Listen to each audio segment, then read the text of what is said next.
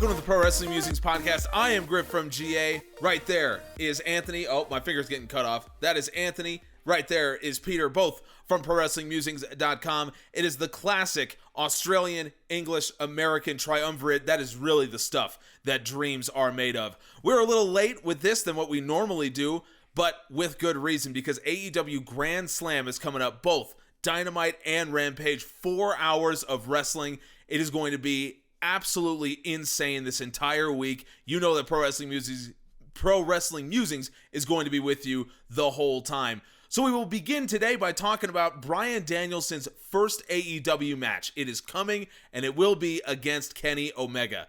It's one of those dream matches that from the moment AEW started, everyone was saying Omega versus, at that time, Daniel Bryan is an ultimate dream match, and now we are finally going to get to see it. No title on the line, though, so many ways that this could potentially shake out. So I'm just going to go to you first, Anthony. Tell me about your initial thoughts on how this match might look. We saw how the story is going to play out from what we saw on Dynamite and Rampage. Certainly seems to be pretty simple. Who's the better wrestler? So how do you feel like this is going to shake out? Yeah, thank you very much for having me on again, Griff. I'm not sure if you can actually hear me. Oh, sure we can. We can. Yes, we can. Cool. I do apologize. I'm having the world's best computer issues at the moment. As I said at the start, my normal computer is in getting fixed because it was having issues, and the computer that I'm using is advertising that it can link up to Skype. So, that's the type of technology I'm running with at the moment. Never throw out your old computers, you never know when you need them. Anyway, that's right. Griff, now I'm normally much more prepared, but Griff did a massive heel move on me today and called me an early, so that's heel tendencies. Yeah, that's right. Yeah, heel tendencies obviously, for Griff. Exactly. So, yeah, look, I think this is one of those things where this is just going to be, let's do the match. And the reason I think that this works so well, can you guys see me? I don't know if you can see me. Yeah, okay, cool. Sorry. Again, computer playing up. Very sorry to everyone listening to this. At least you're not watching it because it's probably a train wreck right now. Anyway, the good thing about this is that we're getting the match, okay? However, AEW have so many of the matches ready and still waiting to go that they can just throw out this dream one willy-nilly with no issues at all. The story is just, I'm not here for your title. I'm here for you. I need to prove that I'm better than you. I need to prove that I am the best wrestler, and you need to prove to me that you're better than me. And I think it's working very well. I think the non-title match works perfectly for what this is. And, I can see it ending in a few different ways. I've seen people suggesting maybe a time limit draw or something like that. It would be very interesting to see where this actually is on the card, whether or not this is the first match or the last match. I've seen a few people suggest that it be the first match because, it gets people, as we know, AEW like to just balls to the wall. And I think the lights out match will be the main event, with obviously Mox and Eddie and all that. That will be the main event. So isn't that on Friday, though? Isn't that lights out match on? Yeah, it's Friday. Yeah. Sorry again. I don't have my stuff in front of me. That dastardly heel Griff.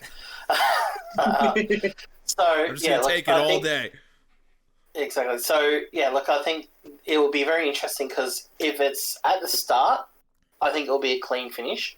If it's at the end, I think there might be a bit more hijinks, and I think we might see Hangman. I know a lot of people think Hangman will come back, either this episode or they've got the episode in Brody's hometown coming up very shortly as well. So a lot of people are suggesting either Brody comes back or we even get a Wyatt turn up. And as we know, things are going bad with the Dark Order, so they're fighting again this week on Elevation. I haven't seen the match yet, but looking forward to watching that after we do this. It just makes perfect sense, and like I said, they can get away with doing it because they have about 100 other dream matches ready to go. Yeah. Why not give this one off? You know what? That's a really good point. It's sort of this match is a microcosm of what I think about Grand Slam going into it, because coming in as people like we were, who were following a lot of the insider information, a lot of the journalism that was coming out about, when will Punk show up, when will Danielson show up, and initially a lot of the reports were that Danielson was going to show up at this event, and so when he showed up and when Adam Cole showed up at All Out, the way I kind of felt about it is, when you do a huge event like this in wrestling, where we as fans are always trained to believe that means a huge debut or a huge return. Like, that tends to be the focal point of big events like this. And I'm just sat here wondering, who could it be? Right? Because there's no more huge names on the market the same way that there was CM Punk and Bryan Danielson and Adam Cole. So you do have Bray Wyatt or Wyndham Rotunda. He's out there. You do have the former Buddy Murphy, who is now going by Buddy Matthews. But, those don't really have the name recognition that we saw. So, who could we see? What big surprises are there coming for Grand Slam? They got 4 hours to fill. And I think that in this match in particular, Omega versus Danielson, this has all of those same questions. What will happen? The title's not on the line, so anything is possible. Is Danielson going to win? Are they going to do the challenger beats the champion in a non-title match? Well, we just saw it happen with Christian Cage. So will they do it again? Is it possible that we could see a draw on the Pro Wrestling Musings Roundtable? That was something that was talked about by several of our writers, potentially that there would be a draw in that match.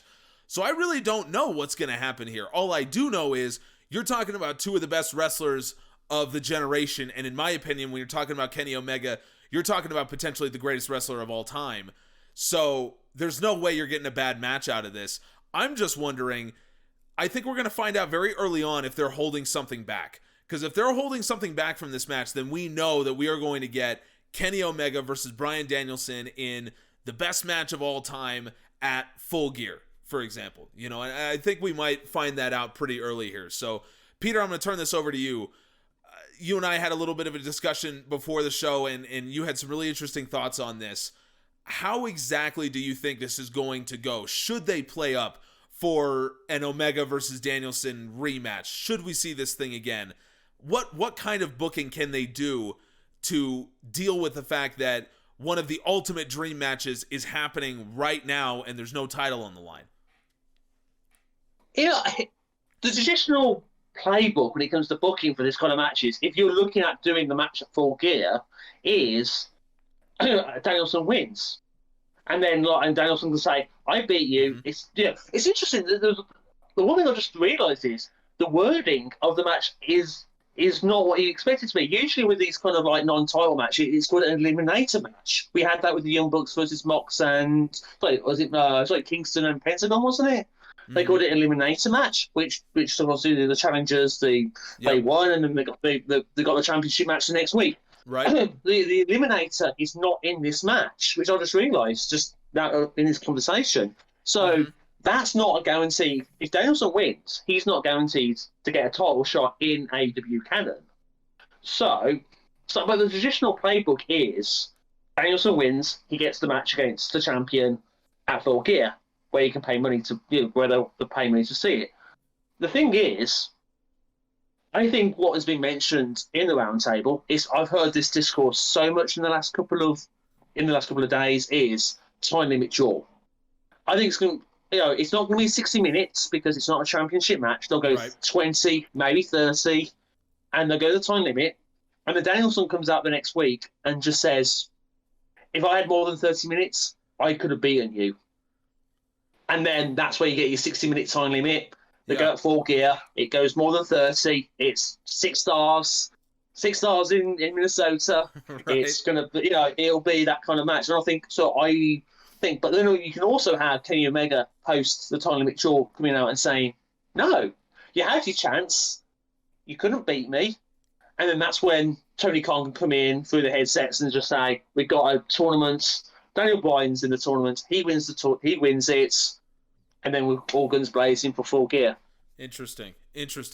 I like that idea because you do that particular one, you get Bryan Danielson in more matches. You get to see a lot more of him from an in-ring perspective, and it really adds legitimacy to his character. I think a lot of people, you see him and your first thought is, this guy is obviously a world-class wrestler. He's one of the greats. We all know that.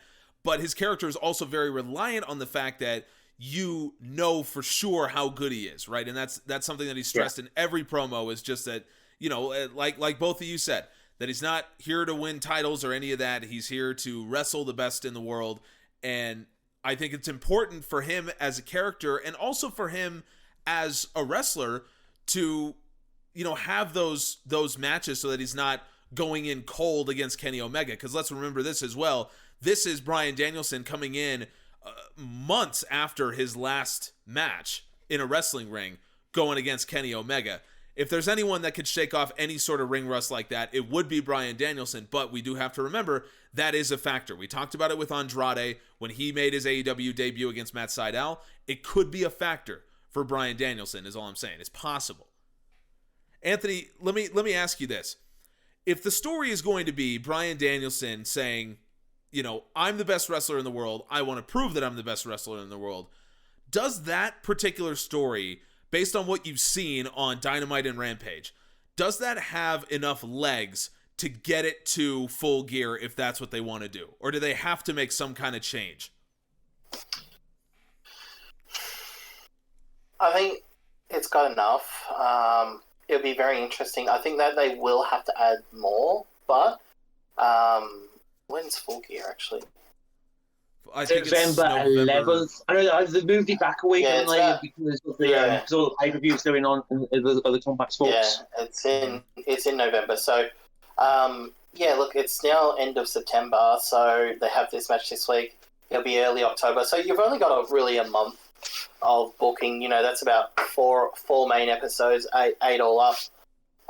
Look, they probably could if they really wanted to, but you'll definitely have to have some other matches there. So, look, I think it would be better if they added more to it, or more reason for them to fight. But I think that the main thing is that the fight is about who's the best here. And if they can't settle it, they're going to need to settle it somewhere else. However, I don't think that Bryan will be able to, get his way, because that's why he targeted Kenny instead of Don, because we know Don's trying to protect Kenny from himself. Yeah. And that's why he said, no, I'm here to talk to you, because he knows that Kenny's ego will always get to him and be like, you've stepped up to me as a wrestler. Nah, I'll take that challenge. So I don't think that will work a second time, and if it does, that would kind of, I think, damage Kenny's character a little bit. But that said, it could also work because Kenny might get very frustrated being like, no, I have just lost, and now I can't even put this guy away. A bit of a crisis of confidence, and go, no, you know what? Mm-hmm. I want you at the pay-per-view. I'm going to prove this once and for all. 60-minute Iron Man match. Let's go. I'll take that. I'll take an Iron Man match. Exactly. Peter, what do you think? I'll give you the last word on this. Do you think that this story, as we're currently watching it, doesn't have enough legs to get to Full Gear? I think it does, because it's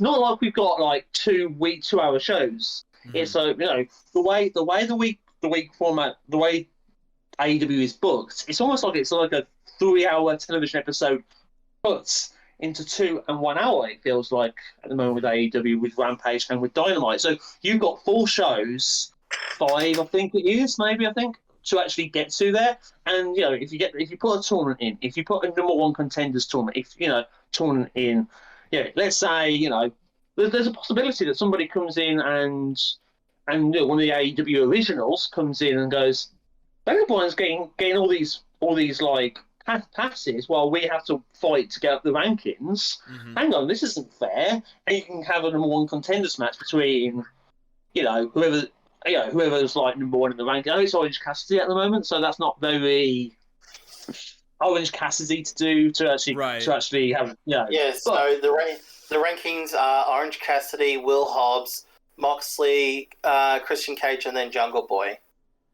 I mean, Hobbs and Moxley both would make a lot of sense for John what Moxley's come out in the last couple of weeks and gone, hang on a second, I was an original. That's there's also I don't want to go on too much about this, but if you look at the Daniel Bryan character in pro wrestling canon, he's been in 2 WrestleMania main events.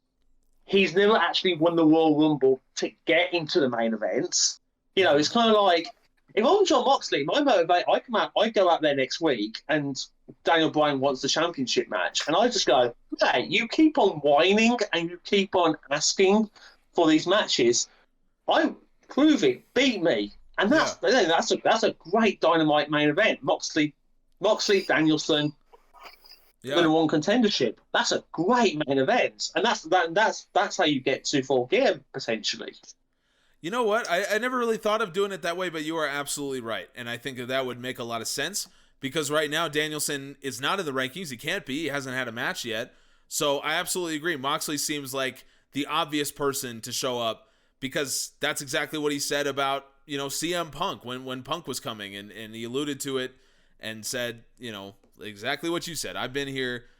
And that match, that would be a killer match. I think there's no doubt about that. So I think the consensus here is there's a lot to work with here when you have Danielson and Omega. There's a lot to do. It certainly does have the legs to get to Full Gear. We'll just have to find out what they do at Grand Slam and how they book themselves out of this. I don't think they're in a quarter, far from it. I think they're in a wide open field with so many options that they could go with. But eventually, if they are going to do Omega versus Danielson in a 17-star match in the main event of All Out, that classic singles match that people have been clamoring for in AEW, I think there are some very plausible story lanes to go through to actually get there. When we talk about open field, when you talk about potentially not knowing where things are going to go in terms of booking, the Lucha Brothers are a very interesting case study to me because I'm not sure where their tag team title reign is going to go right now. What we do know is they had their first defense on Rampage against Butcher and Blade. Butcher and Blade, I think, don't get a lot of recognition for how good they are as a team. I think they are very good as a team. And I think that showed against the Lucha Brothers, but I think what also showed was that Penta and Phoenix went through absolute hell against the Young Bucks in that steel cage, and I think they're still sort of recovering, specifically Phoenix. It certainly looked to me like Phoenix was just a step slower tonight, that he was, I don't want to speculate, but it looked to me like maybe he was still recovering from, some kind of lingering injury from that cage match or, still dealing with soreness or whatever the case may be. He looked a step slower. That doesn't mean that he looked bad. Far from it. I really enjoyed this match. And to look from a statistical perspective, this was a typical Lucha Brothers match. It was 50-50 the whole time. You can look at the graph, and there was massive swings during this whole match, specifically for the Lucha Brothers. And they love to do this, where they'll go from having, all this offense to then having none in the course of 1 minute, and then they'll go back, and they love doing that style of match. It was very active, lots of spots, lots of stuff happening. So very traditional Lucha Brothers match. So Peter, I'm going to turn this over to you. What did you think about this match, and what do you think about the Lucha Brothers as tag team champions so far? I mean, where do you think their stories could potentially go from here?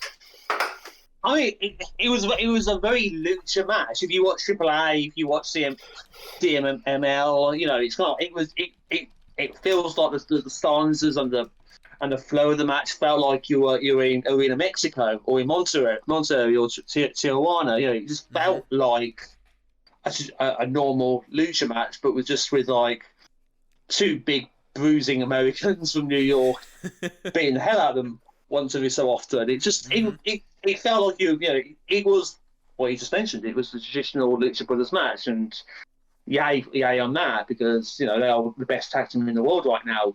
Yep, up there with the Young Bucks, as we saw at All Out.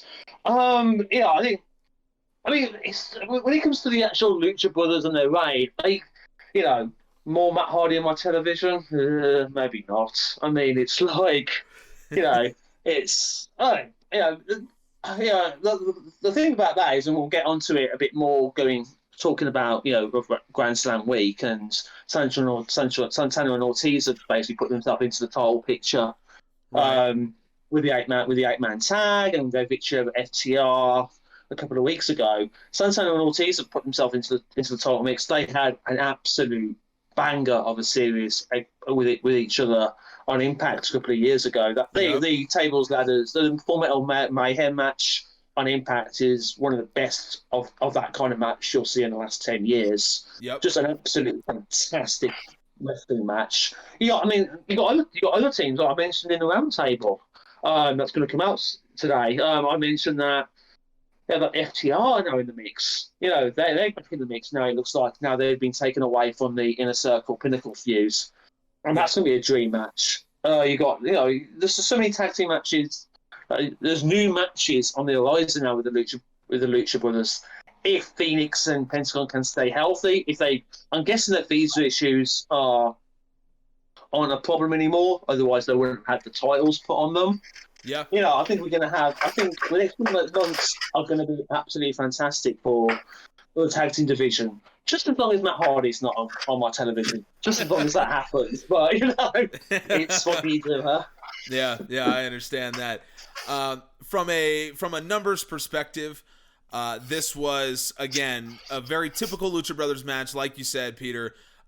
Extremely active. These two teams combined for 75 strikes, 20 strikedowns, 35 big offense maneuvers, 17 tags. There was so much stuff going on, and that's what the Lucha Brothers like to do. They like to push the pace in their matches. I know I'm not telling anyone anything they don't know, but one of the interesting things that I do find about the Lucha Brothers is what they do is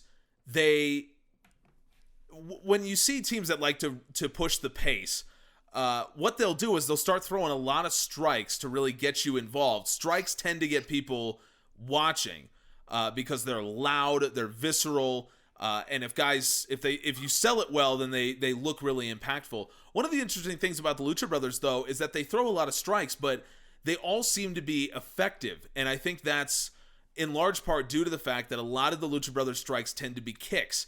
And so what we're seeing here is 36 strikes from the Lucha Brothers in a sub 10-minute match, but a 25% strike down rate. That's usually not something you see from a match with this many strikes in it. Butcher and Blade was even more, 39 strikes and a 28% strike down rate. So that is how the Lucha Brothers like to tell their story. That's the course of a Lucha match, though. You watch Lucha matches. Yeah. That statistic is really not that uncommon. So, It's kind of it's not really surprising. No, you're absolutely right. It's not something that you usually see in American TV matches. Yeah. So you're absolutely right that the Lucha Brothers bring in that style, and I think that's a big reason why their tag team title reign is so promising, because they do have the potential of bringing in that specific style and working it into an American TV match. We've already seen them do it before. And this is hopefully what we can expect from a fairly long Lucha Brothers title reign. At least I would assume it would be. So, Anthony, we talk about the numbers and we talk about the match style. But I think the Lucha Brothers, since they've been in AEW and really for most of their careers, the difference between them being that incredible in-ring tag team and being the best team in the world is how good the story is that they're telling. And I think one of the things that they've really stressed over the last couple months is telling more emotional stories. And I think it goes all the way back to the family with Eddie Kingston, and it goes to the cage match. And now in this match, you see what, in my opinion, was the best finish of the week in AEW, which was Penta getting his mask tied against the bottom rope, taking it off, covering his face, and then super kicking the blade so that Phoenix could, first of all, avoid I think they call it the full death, their tag team finisher. Super kicking the blade so Phoenix could avoid that and then get the win. That's the kind of interesting story and character beat that I think the Lucha Brothers need, again, to reach that level of best tag team in the world. So, from your perspective, Anthony, watching that, how do you feel about the Lucha Brothers tag team title reign moving forward if that is going to be a point of emphasis for them. So, first of all, I always held that the Lucha Brothers should have been the first tag champions. Always. SCU's first tag. No one really remembers it. Should have been Lucha Brothers. That said, we might be saying the same thing about them. However, with how talented they are, it would have been really good. But so I'm excited about what they're going to bring because Phoenix and Penta are just two amazing wrestlers. That said, what they have that they're working with is very interesting. So, obviously, we look at the top 5. Now, whilst you guys were talking, I've looked at the last 4 weeks of rankings, just very quickly, and the tag is the only one that's changing at the moment. For the last 4 weeks, there's been very, very little change in who's in the top 5 in the singles or in the women's over the last 5. So, in the people who are going for them, who will be the next team, will be the Gun Club. Look, I'm not disrespecting. They are currently sitting 8-0.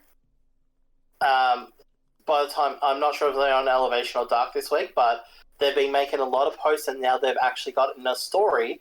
The reason why they went heel was because they have been undefeated in everything, and it's time for them to start getting their recognition. Where's their title match? So it'll be interesting whether or not Penta and Phoenix, who are kind of not full baby faces, but they do get a pretty baby face treatment, whether or not they are going to play that, okay, we're kind of half and half, or whether or not they're going to play full babyface. Because if they play full babyface, that means that you're going to have heel teams. And if you look at the current top 5, your team 1, which will obviously be changed, is Butcher and Blade. Then you've got Young Bucks. Then you got Jurassic Express. Then you got Gun Club. Then you got FTR. Proud and Powerful are completely out of there. They were 4th on the week beforehand. They're actually sitting at 7-3. And FTR was 6-1. However, after the Dark match, that's all changed now. So that was from last week.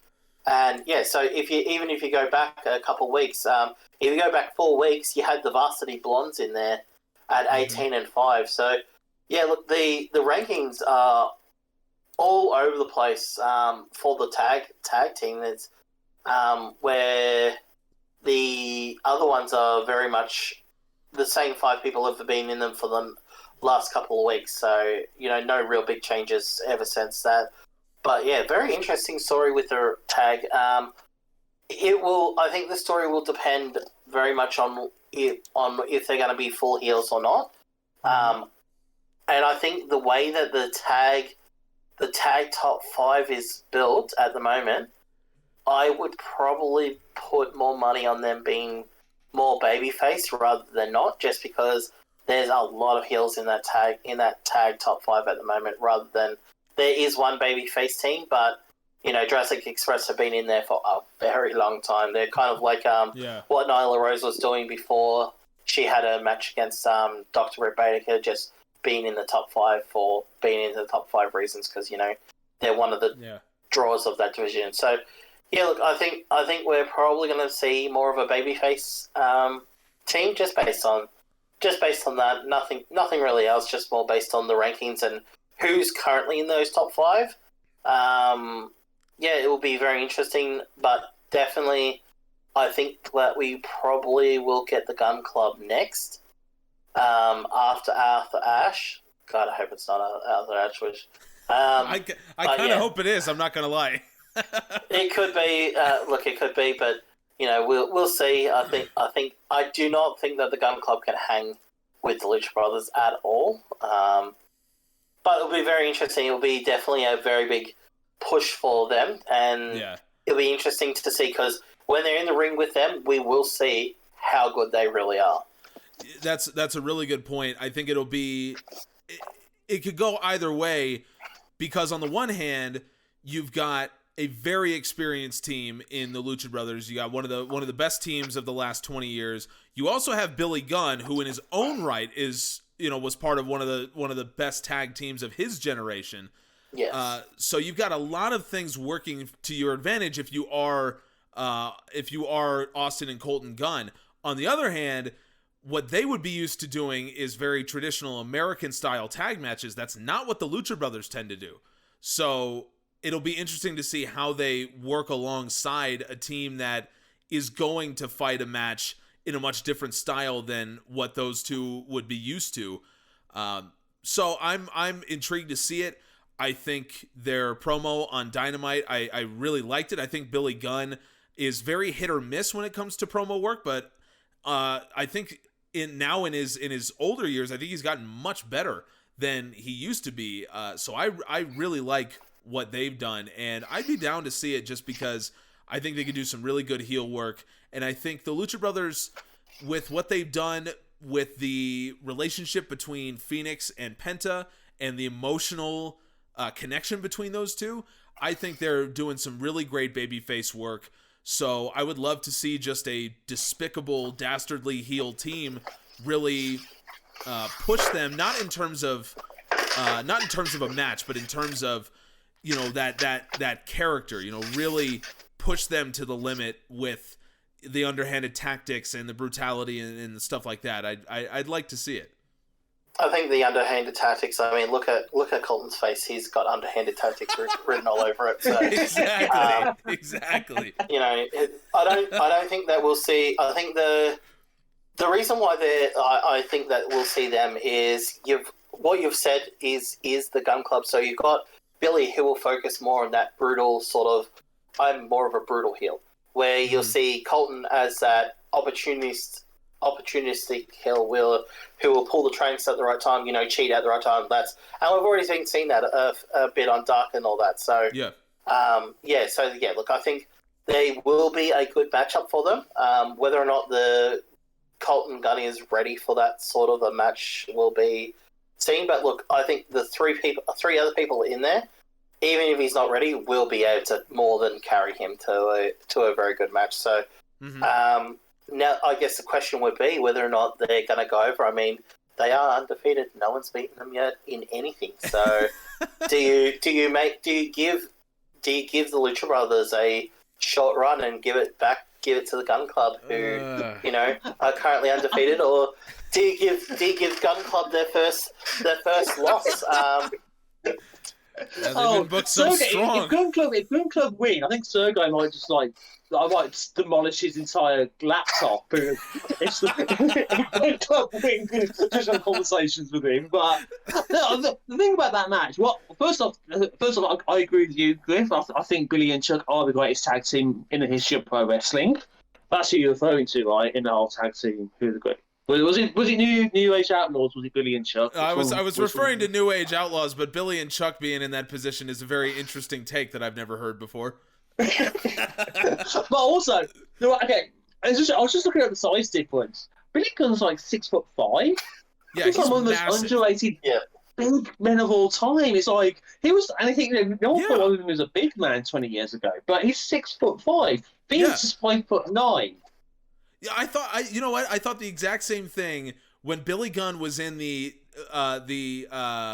Dynamite Diamond Ring Battle Royal, when he was in that, and I think he gave MJF the Famouser, and it was at that moment that I'm like, how big is this guy? You never realized how big he was, but you're absolutely right. So also, don't forget. Sorry, Anthony. Sorry. Just a real quick one. The entire point of this, okay, so the reason the Gun Club are going to get it is so Paul White can come back, get a tag team partner, and get his revenge on them turning on him and become tag team champion with a partner. And who is the person who hasn't been tag champion, and after Ash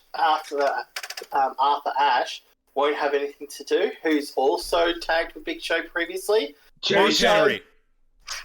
Huh? No, Jericho. Jerry Show. I want to hear their WWE theme too. I guess there's copyright issues, but I want to hear their theme tune again. That was a banger. Jericho Do it, and Paul Tony. White versus Gun Club in a tag team match at Full Gear. Booked it. Done. So Okay. you can go. So one thing I want to say is Billy Gunn. I want to see Billy Gunn take a Hurricanrana. I'm with that. I'm absolutely with that. Yeah. I kind of want to see Billy Gunn. I want to see the Lucha Brothers do the double super kick spot with the kneeling opponent, where normally it's a super kick at the normal level, and with Billy Gunn they have to like jump so that they can actually hit his head. There's a lot you could do with a guy that big with the Lucha Brothers. So we've booked the future of AEW here. Gun Club will be the new tag team champions. You've heard Craig's it here following first. us, isn't he? After this, don't forget Austin will take the belt off of Kenny. And Kenny's ducking him. Oh, see, I thought you would go for Miro, but no, you're going right after. You're going right after the world champion. Full Gun Club domination. So you'll have the Billy and Colton with the tag, and Austin with the AEW champion. They just need another Gun member for the TNT title, and a women Gun member.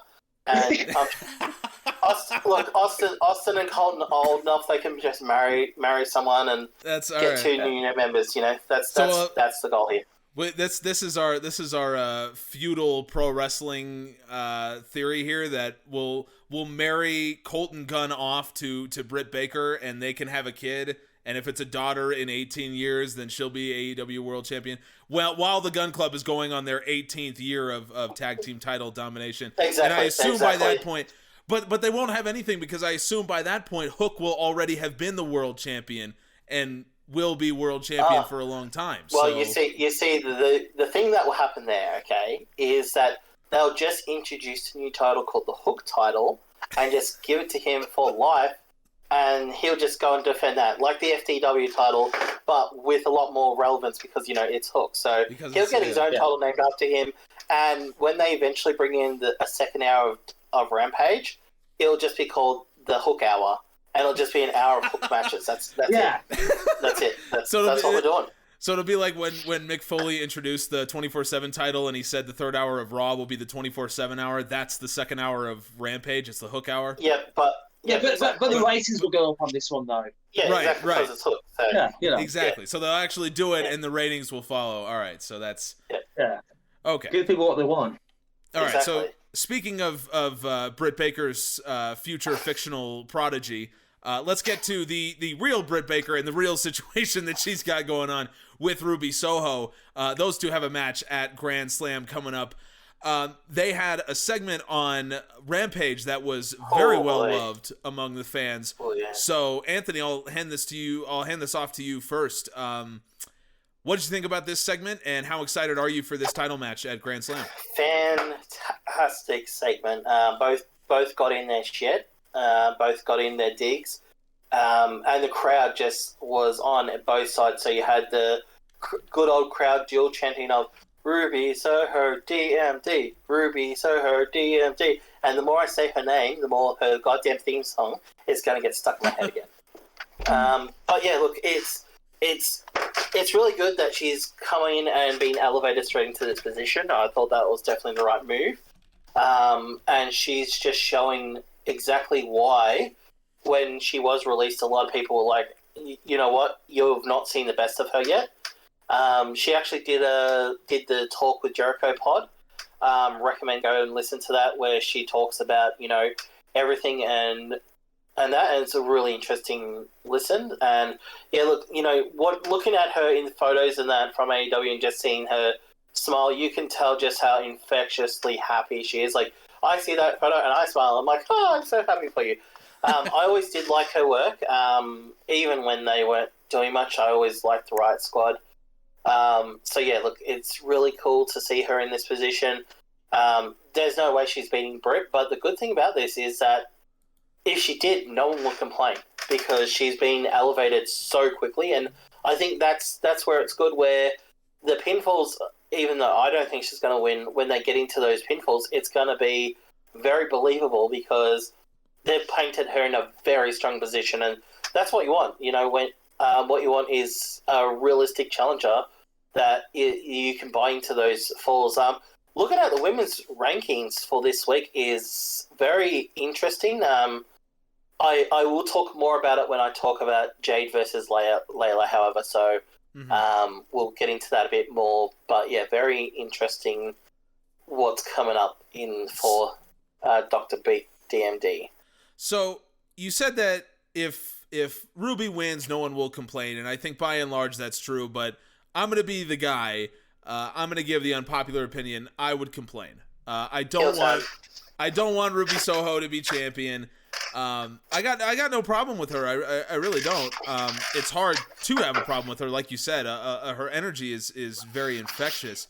But I think for me, at the end of the day, Britt Baker is exactly what you want as a champion. I think the reason why people are galvanized so much to like Ruby Soho is because of Britt Baker. I really believe that. And so I think if you put Ruby in a feud against someone else, if you put her in a feud against Jade Cargill, for example, I don't think it would go this well. I think it would be fine, but I don't think it would go this well. I think that Britt Baker elevates everyone that she is with. I think her character work is among the best in AEW, and I think that in 5 years or in 10 years, when we do a retrospective on the beginnings of AEW, Britt Baker absolutely should go down as the absolute most transformational wrestler in the company, in the sense that when she came in, she was just absolutely bombarded by fans and saying this babyface thing does not work. You know, she's boring. No one likes her. No one wants to see her. I think we go from that to her being one of the most important wrestlers in the company, and by far the most important female wrestler in the company.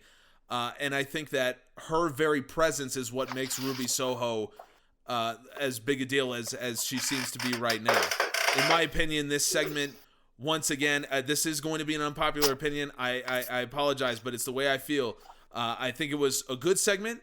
That's all I have to say about it. I think the great parts were because of Britt Baker. The segment itself, I think it was good. Our writers, some of them in the roundtable, took on the question of whether it's the segment of the year. To me, I'm not sure if it's even in the top 10. I'm going to be very honest with you. I think that there's something about this dynamic of characters that it works for me, but it's not like an all-time kind of feud. You know what I mean? So none of that is to take away from Ruby Soho. I think she is a really talented wrestler. I think she's a good character. I think she gets people on her side. So I think maybe it just might be me. She just doesn't really connect with me. Whereas Britt Baker definitely does. I love seeing Britt Baker. I love watching what she does. So this feud to me is about Britt Baker, and I think she should absolutely win, and I think she will win. So that's my 2 cents on the matter. Again, it's my personal opinion. So I'm not saying you're wrong if you disagree, and I think a lot of you out there probably do disagree. So Peter, if you would tell me how much you disagree and why I might be wrong. Can you tell the faces I was pulling during that?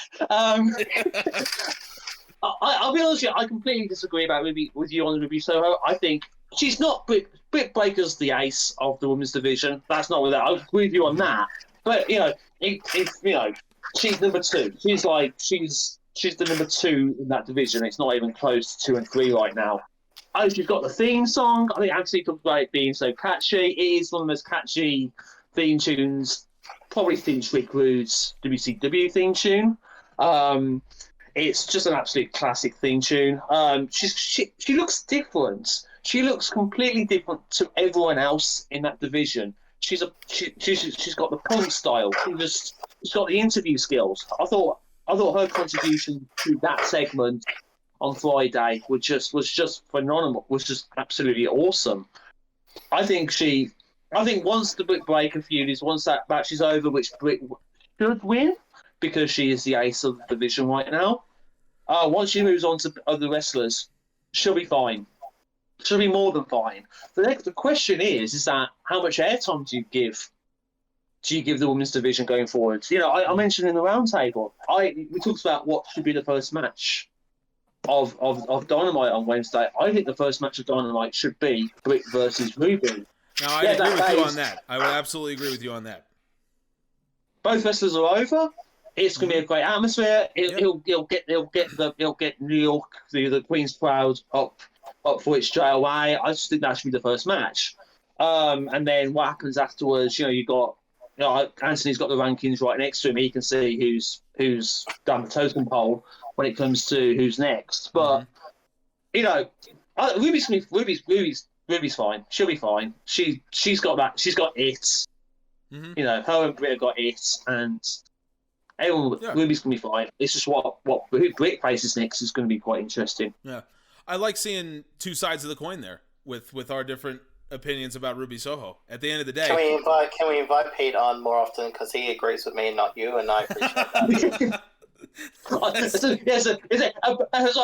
A Brit and an Australian agreeing on something. That's quite weird.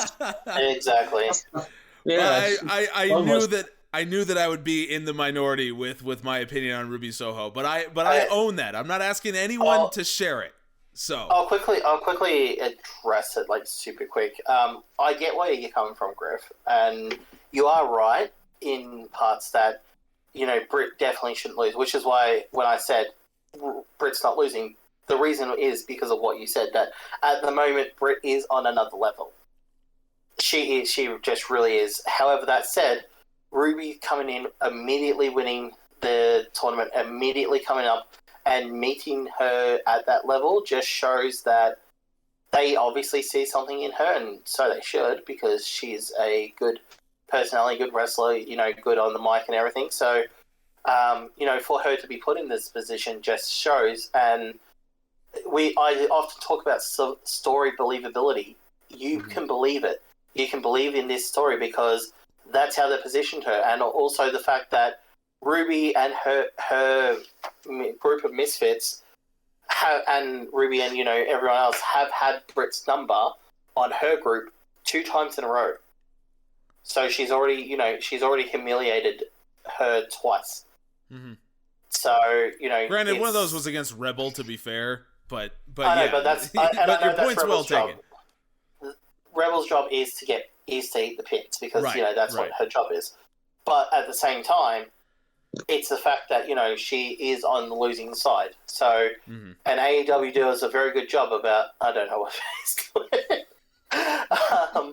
But yeah, so look, I think I get where you're coming from, and I get why you said it. And like I said, I do partially agree with it on the fact that Britt is just so over at the moment, but credit needs to be given to how well Ruby has adapted to the role. Now, I will definitely agree with you on that one for sure. I think in terms of it's an age-old debate that I think will never get settled. We at Pro Wrestling Musings can come very close to dealing with things like this when it comes to actual in-match, who's carrying whom, who deserves the credit for a great match. I mean, it goes all the way back to whether or not Bruno Sammartino did the work against Ivan Putski. You know what I mean? This debate has been around forever. It will never go away. So I think at the end of the day, what it really comes down to is not who's right or wrong. It's which character connects with whom. And I think that because I come from a unique background as a wrestling fan, I connect less with Ruby Soho and much more with Britt Baker. So I think naturally I will tend to see these types of situations as crediting Britt Baker as opposed to Ruby Soho. So that's why I would never say that I'm right and everyone has to agree with me. I think that's just my perspective on it, and I know that I'm in the minority when it comes to that. I do think, though, that we can all agree, no matter where you think Ruby Soho lines up, where you think this segment lines up, I think their match is going to have a lot of heat. I think the fans are going to be into it. And I think that these two are really, really good professional wrestlers. They're going to have a really, really good match. I think the floor on this match is like 3.5 stars. So I think regardless of what you think, I think we can all agree on that. But I will say, if Britt Baker loses the title, it's going to make me feel like Novak Djokovic at the U.S. Open not winning the Grand Slam. That's all I'm saying. I'm going to be heartbroken. if Britt loses his title. Not that bad. Not that bad. I'll be rooting for Britt Baker though. When you talk about wrestlers being over, there is almost no wrestler in the company as over as Darby Allin, and that has just increased by adding Sting, by adding the TNT title. Darby Allin has gone from, we've talked about this many times, that he's gone from this deathmatch wrestler that no one really knew to now being one of AEW's biggest stars. And now it seems that he and Sting are poised to be in a little bit of a feud with FTR here. And this is a very interesting one because one of my friends that I was talking to, who is a recent AEW convert, has come in and we were watching the match with Darby Allin and Shawn Spears. And he said, man, I don't remember the last time that you had an angle where a heel actually wiped face paint off of one of the wrestlers. And not only did Shawn Spears do it to Darby Allin, but then FTR went and did it to Sting, or Tully Blanchard did it to Sting.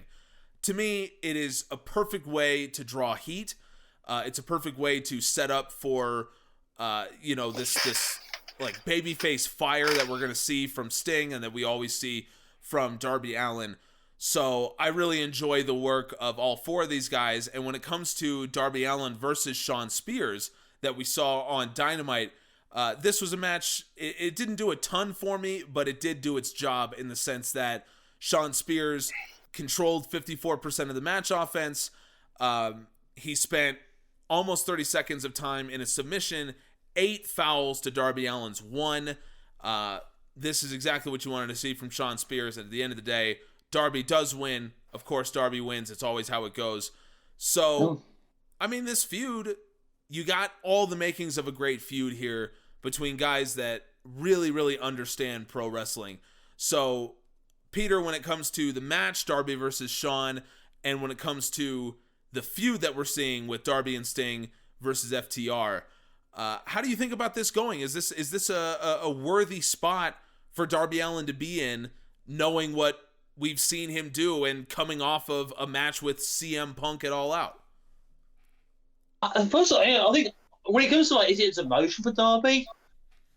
Maybe, but the thing is, though, don't forget, this roster is stacked. It's one of the most stacked rosters in a long time. So Darby Allin is not going to be in that higher whatever. Sometimes wrestlers are going to be demoted. I wouldn't say are they going to carry, to use an NFL reference, Darby Allin's isn't going to carry the ball 20 times. He might, for a period of time, have to carry the ball 5 times in a match.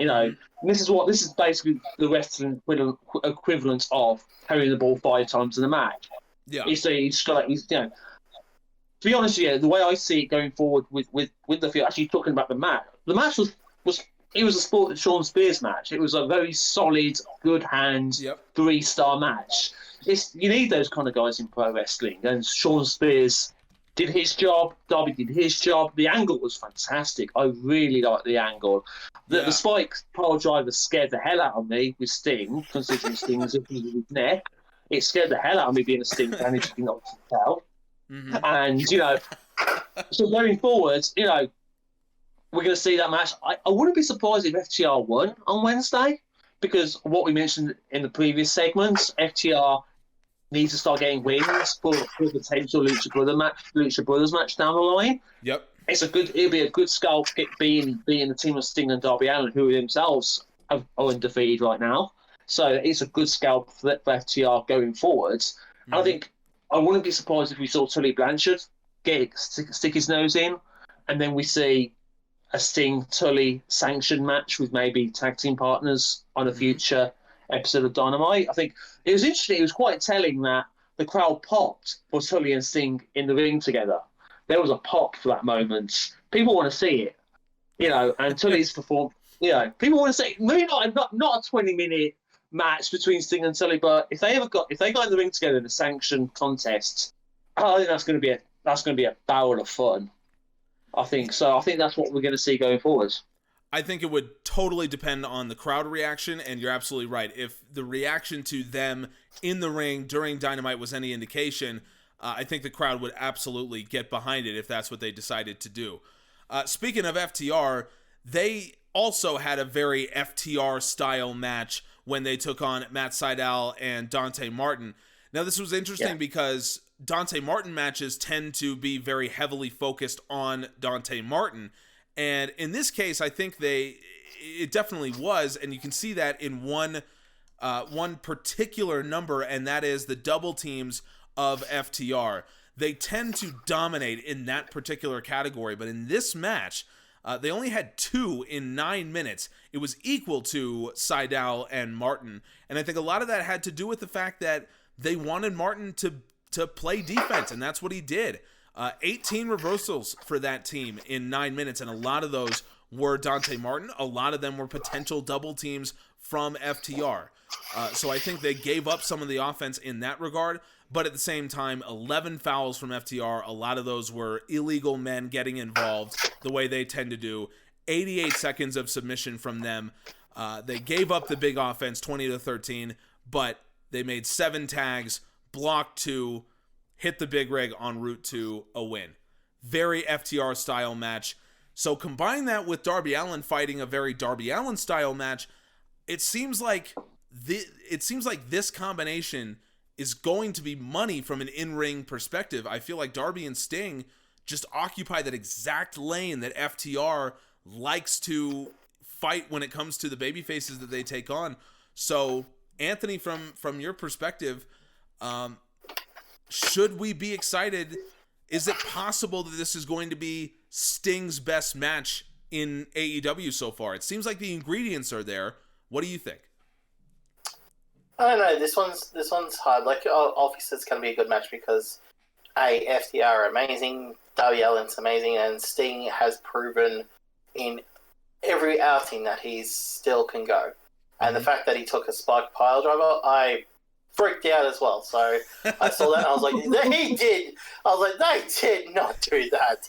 Well, they did. I'll admit, I love FTR. They are one of my favorite tag teams to watch. I just love watching them.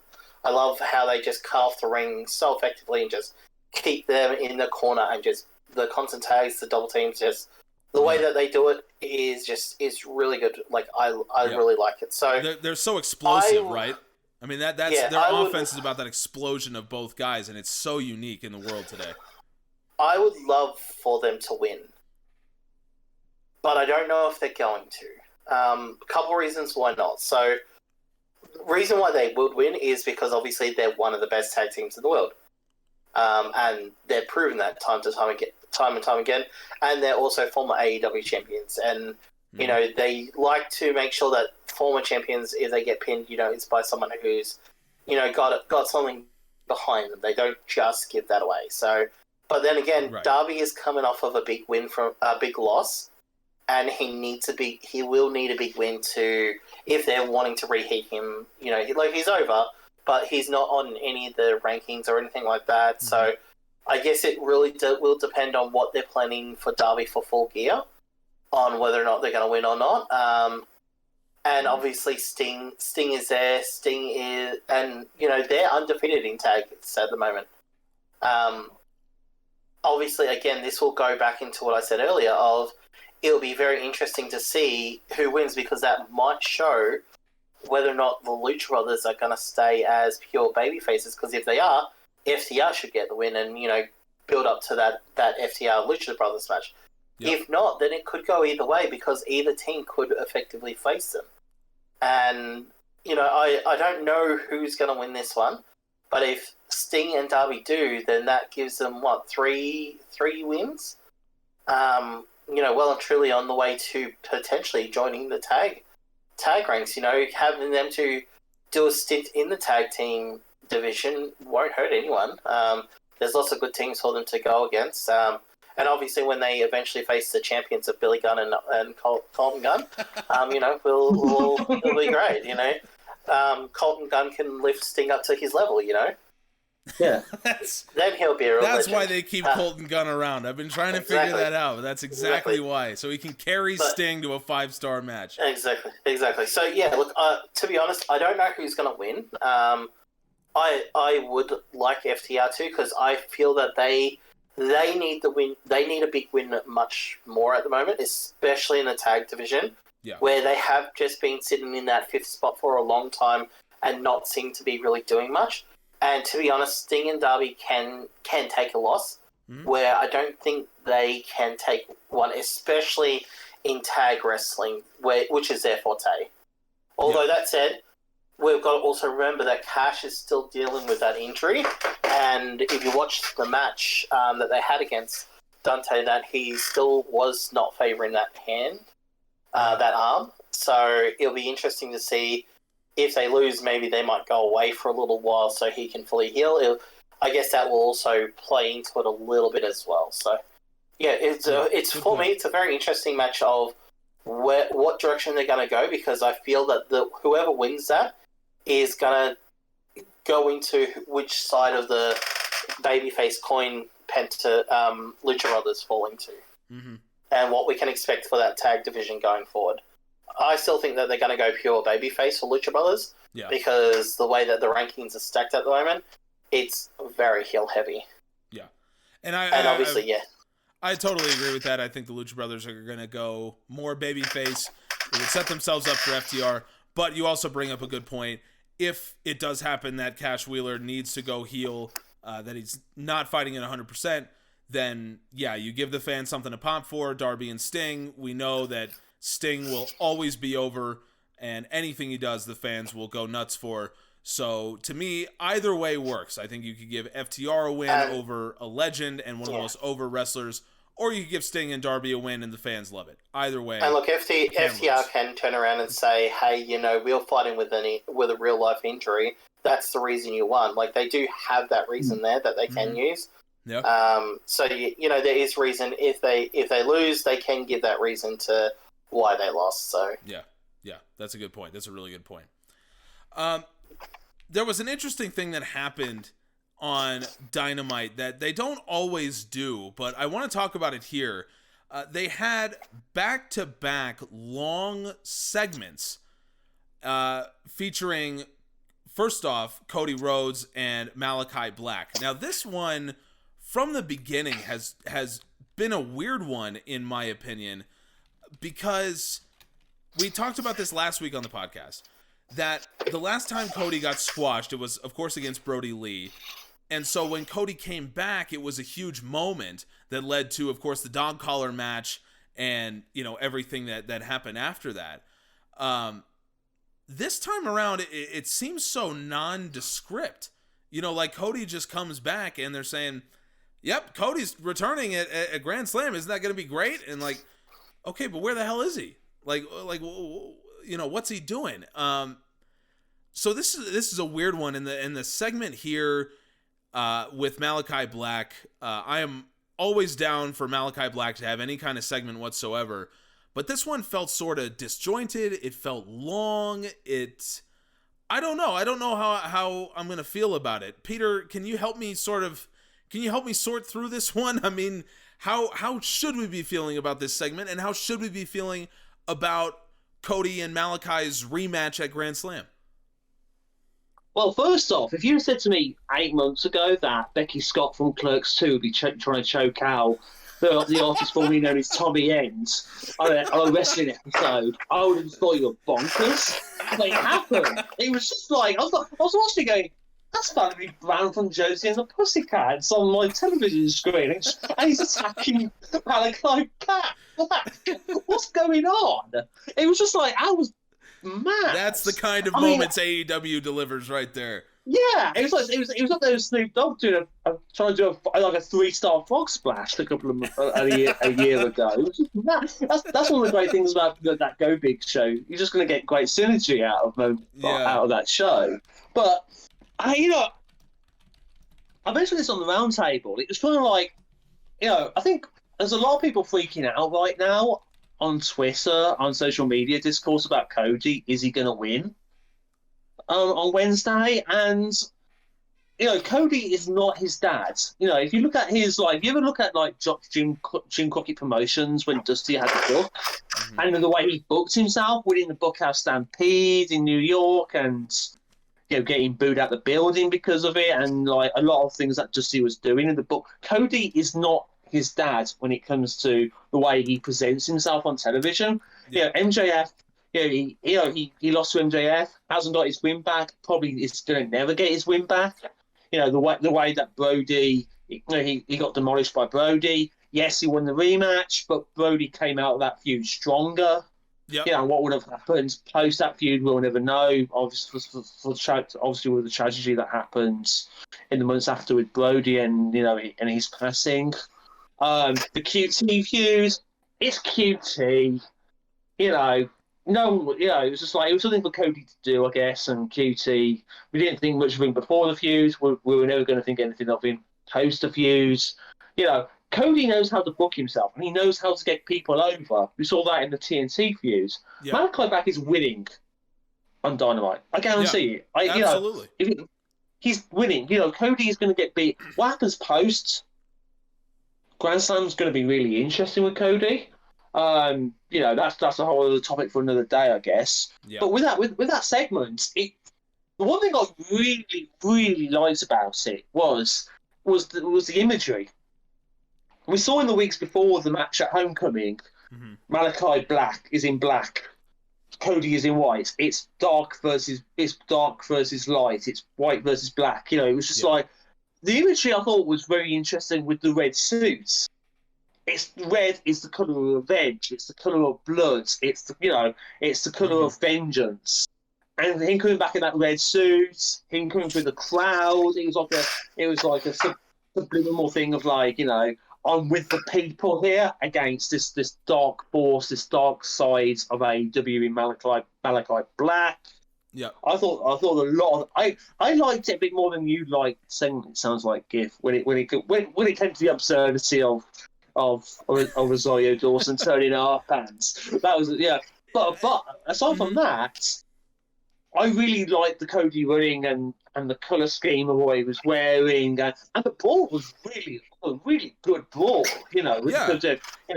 Unfortunately, as we'll talk about later, it was the second best brawl of the night. With what happened at the end of Dynamite with Mox and King, Kingston and Suzuki and Archer. That was the best brawl of the night. But the Cody Malakai Black segment, it was a good brawl. It's going to be a really fun little match on Grand Slam. It feels a bit lost in the whole scheme of things, considering what's going to happen on Wednesday night with so many great matches. Mm-hmm. But I think it's going to be a good match. I think it's going to be a lot of fun to watch. Malakai gets the win. Cody's reaction is going to be interesting. Does he get booed out the building again in New York? That's going to be interesting. But I think we know those New York fans are liable to do stuff like that. So we'll just have to see. Either way, I totally agree with you. Malakai's going over. I think there's no doubt about that. I certainly didn't dislike the segment with him and Cody. I was legitimately asking you how I should feel about it. Timeline wise, I think timeline wise, I think it just felt like it felt very stuck in there, like right, exactly. It's just one of those things. Like, we're going to get this every August, September now with Cody because he's doing Go Big Show until they scrap it, and obviously, he's going to go away for a while and for a couple of weeks, a month or so, 2 months. This is what we're going to get out of Cody for the next couple of years. I guess it's going to be. You know what? I'm not even going to complain about that because at the end of the day, what we've gotten out of stuff like this is a shockingly enjoyable tag match featuring Shaquille O'Neal, which is one of the most unexpectedly fun matches that I have ever had the pleasure of witnessing. We got Snoop Dogg performing the half frog splash, half diving double foot stomp thing, which was cool just for the spectacle of it happening. And now we get this with Rosario Dawson and this whole situation. So I'm certainly not complaining about it. And again, I can't stress this enough. Cody is not going to win. He is not Triple H. He is not any of these guys. He's just because a guy is booked strong doesn't mean that he will not put guys over when he needs to. And we say this, I feel like we say this every week on the podcast, that because every new contributor that comes on has noticed the same thing about Cody Rhodes, that there is this reputation that he, puts himself over and he books himself too strong, and he's, got the golden shovel and all this kind of stuff. And I don't know where it comes from. I think it comes from the place of people not liking Cody Rhodes. Welcome to 2021 with Twitter wrestling discourse. I can go on for hours. About new wrestling fans and the way they watch wrestling, but that's for another podcast one day. I think. Yeah, that's right. Maria will rant about it. Right, we can make that. We can certainly make that happen. Anthony, do you have any thoughts on Cody and Malakai? And I know that you agree with us that certainly Malakai should win, and in all likelihood Malakai will win. So did this segment on Dynamite make you any more excited for the match? Do I agree with you, Bud? I thought you said we've talked about this before. Unless I'm confusing you for someone else. No, we have. I was of the opinion that Malakai was going to win. I may not be now, but it's a week. I'm going to change my opinion. Okay, well, have you? I mean, do you think Cody's going to win? Maybe. A little bit. Alright, first of all, no one's made the joke yet, so Ahsoka Tano is all elite, therefore Jedi are canon in, canon in AEW, so... I'm more hipster in my film references, so I'm not joking the Pussycats referencing. Not gonna say. You know what?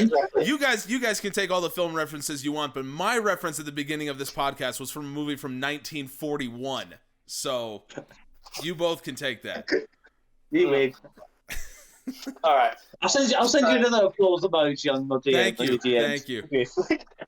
So the reason why I think maybe, okay, and this was actually after listening to both of you, okay.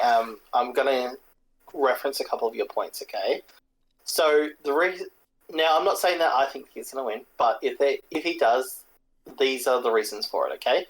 So when Black came out, he said, this is the House of Black, aka everyone around him. The AEW ring, all the fans, they're members of the House of Black. And he goes, we have a black sheep, which was obviously Ahsoka Tano. That's all I'm going to be calling her. You can all live with it, okay? I respect that. I'm behind it. Anyway, then when Cody came out, as you alluded to, he was coming in with the fans. The light came on, and, he was in the colour of revenge. He's coming in with the fans, and brought Black out of the dark area into his area with the fans. So is this a battle, instead of last time where it was a battle between one person, this is now a battle between the House of Black versus Cody's AEW, or as a lot of people call it, the Codyverse. And the issue here is that Pete hit the nail on the head, that this feels lost, and this is not the first time a Codyverse experiment has felt this. As being me and you have discussed many times, Griff, the entire Factory and Nightmare Family thing got very lost in that, and this has had that exact same thing, and it feels very separate. Again, it feels like it's its own separate thing compared to the rest of the show, and that's what it doesn't integrate with the entire show, and that's where I have my issues. However, why do I think that maybe Cody might be winning? Again, he is now fighting for these people, and he wants to free them from the House of Black, where if Malakai wins, then people are in the House of Black. Now, should Malakai win? 100%, yes. Mm-hmm. He definitely should win. Should Cody win? Now, Cody did a very interesting thing. He said that, and this is what, again, another thing, he said in an interview that he'd rather retire than to go heel. Now, what was he doing after he lost? He was starting to retire. Mm-hmm. I see. Could lead to a very interesting thing that if he does lose, or even if he wins, maybe he will retire the Cody character and maybe come back as a heel Cody character, but he sees it as a different character. But very interesting. I don't think he's going to. I think he's probably going to hopefully lose and do the right thing. And look, I agree with all of you that, Cody gets a lot of unnecessary slack in regards to letting the right person win, and a lot of it is because of the Go-Go stuff, and Go-Go, as much as you love him, Griff, was not ready to beat Cody. And I know you agree with that. Yes. But yeah, look, it came from that because the issue with it was that a Go-Go had the fan support, and when the fan support didn't get him over the line, the fans kind of turned against Cody. However, when Cody came back in front of the crowd, you saw that the crowd was right back there, right back behind him. And it was just, we've got to remember that us on Twitter, the people who are talking about this, we are the small bubble here. We don't represent the main thing. And a lot of people actually really like Cody, and some people even love his tattoo. Can you believe that? Seriously, other people have gone out and gotten it. I've seen pictures, and really, just yep. Okay, and yeah. Anyway, so yeah, like I said, I want Malakai to win. However, I can see Cody winning this because, again, it shares a lot of the context with what happened with him and Brody, and Tony Khan has said that he has some big plans for Cody when he comes back. He is now back. What are these big plans? Is it a heel turn? Maybe. Is it something else? Who knows? But there is some sense to, if Cody wins, what he's fighting for. But again, I think it's a lot has been rushed because they just announced this match. They didn't let this brawl, this comeback should have happened before they announced the match. Yes, I absolutely agree. And the fact that it didn't is just, like, they could have done this and then announced the match. But anyway. Right. Yep, it feels rushed. Very, very well said. So, and like I said to you last week, the fact that he went one-on-one with Dustin and was taken to near the limit kind of is like, okay, well, you put a lot on the table and you struggled against Dustin. How are you gonna come against the re-energized Cody? Like, you know what I mean? Like, it's just taken a lot out of the character. Like, I feel a little bit, it's taken a little bit out of the build of what could have been. Mm-hmm. If they just slowed things down just a little bit and didn't give away things. Like I said to you, Black being taken to the limit, that should have been that return match this week. That should have been where it was taken. Arn blocking the kick. No, Arn should not have blocked the kick at all. It's taken away from that finisher because it won't feel special when it's blocked. Making something feel special, something feel unique, something like, okay, cool, you're good enough to go, because now in canon, Dustin is good enough to go against what the commentary have said as a trained killer and take him to his limit. Mm-hmm. So if he struggles against someone else down the line, that person is immediately put on the level of Black, even if they don't belong there.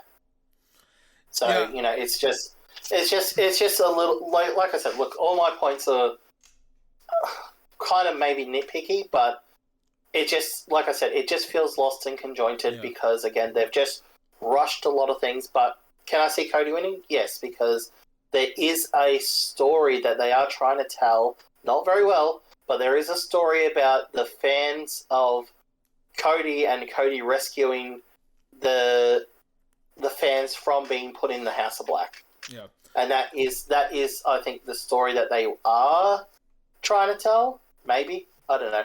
But yeah, look, Malakai Black will win. I think it's a common issue with Cody Rhodes stories. They tend to be rushed, and I don't want to speculate on the reason that might be. But the same thing happened with the Factory storyline. It happened with the Agogo storyline. It's happening now that you just feel like they're running so fast through these things that it doesn't have time to breathe and let us transition from one character point to the next, and so in the case of a Go-Go, could it have made sense to do, the US and Great Britain and go with that thing? Yes, it could have, but not if you do it that fast. Could it make sense to do House of Black versus, the Cody Rhodes faithful? Yes, but not if you do it this fast. That would be the Codyverse, Griff. Come on, the Codyverse. I apologize. But yes, it could make sense if you want to do that, but just not this fast. And so I agree with you, Anthony. This kind of brawl is the prelude to an announcement of a match, generally speaking, in this context. So yeah, I mean, I think that there's no good story that would see Cody winning here. I think the only good story, both for Cody himself and for Malakai Black and his future prospects, is to have Malakai win here. I talked about it last week. Then get away from Cody as quickly as possible. Malakai needs to be protected. He, more so than most, needs to win. A loss damages him more than most wrestlers, and a loss will not damage Cody in the least. So it makes perfect sense to have Malakai Black win here. Anthony, you and I agree a lot about this particular story, but I have a feeling that we're not going to agree a lot about our next topic of choice, and that is the inclusion of Dan Lambert and American Top Team and the Men of the Year's upcoming match against Chris Jericho and Jake Hager. Now, normally, what I would do is I would kick it over to Anthony, and I would have him make his argument, and then I will make my argument. But I'm going to do it a little bit of the reverse today.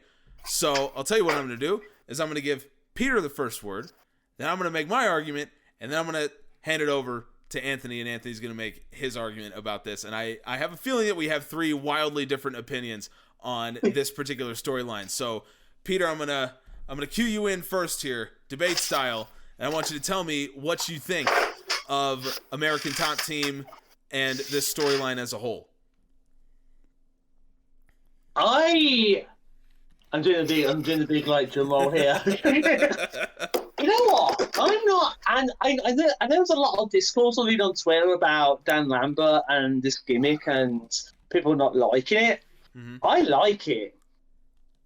The thing is, like, you need heels in professional wrestling. You need heels that you want to see their asses get kicked. Mm-hmm. That's the point of professional wrestling.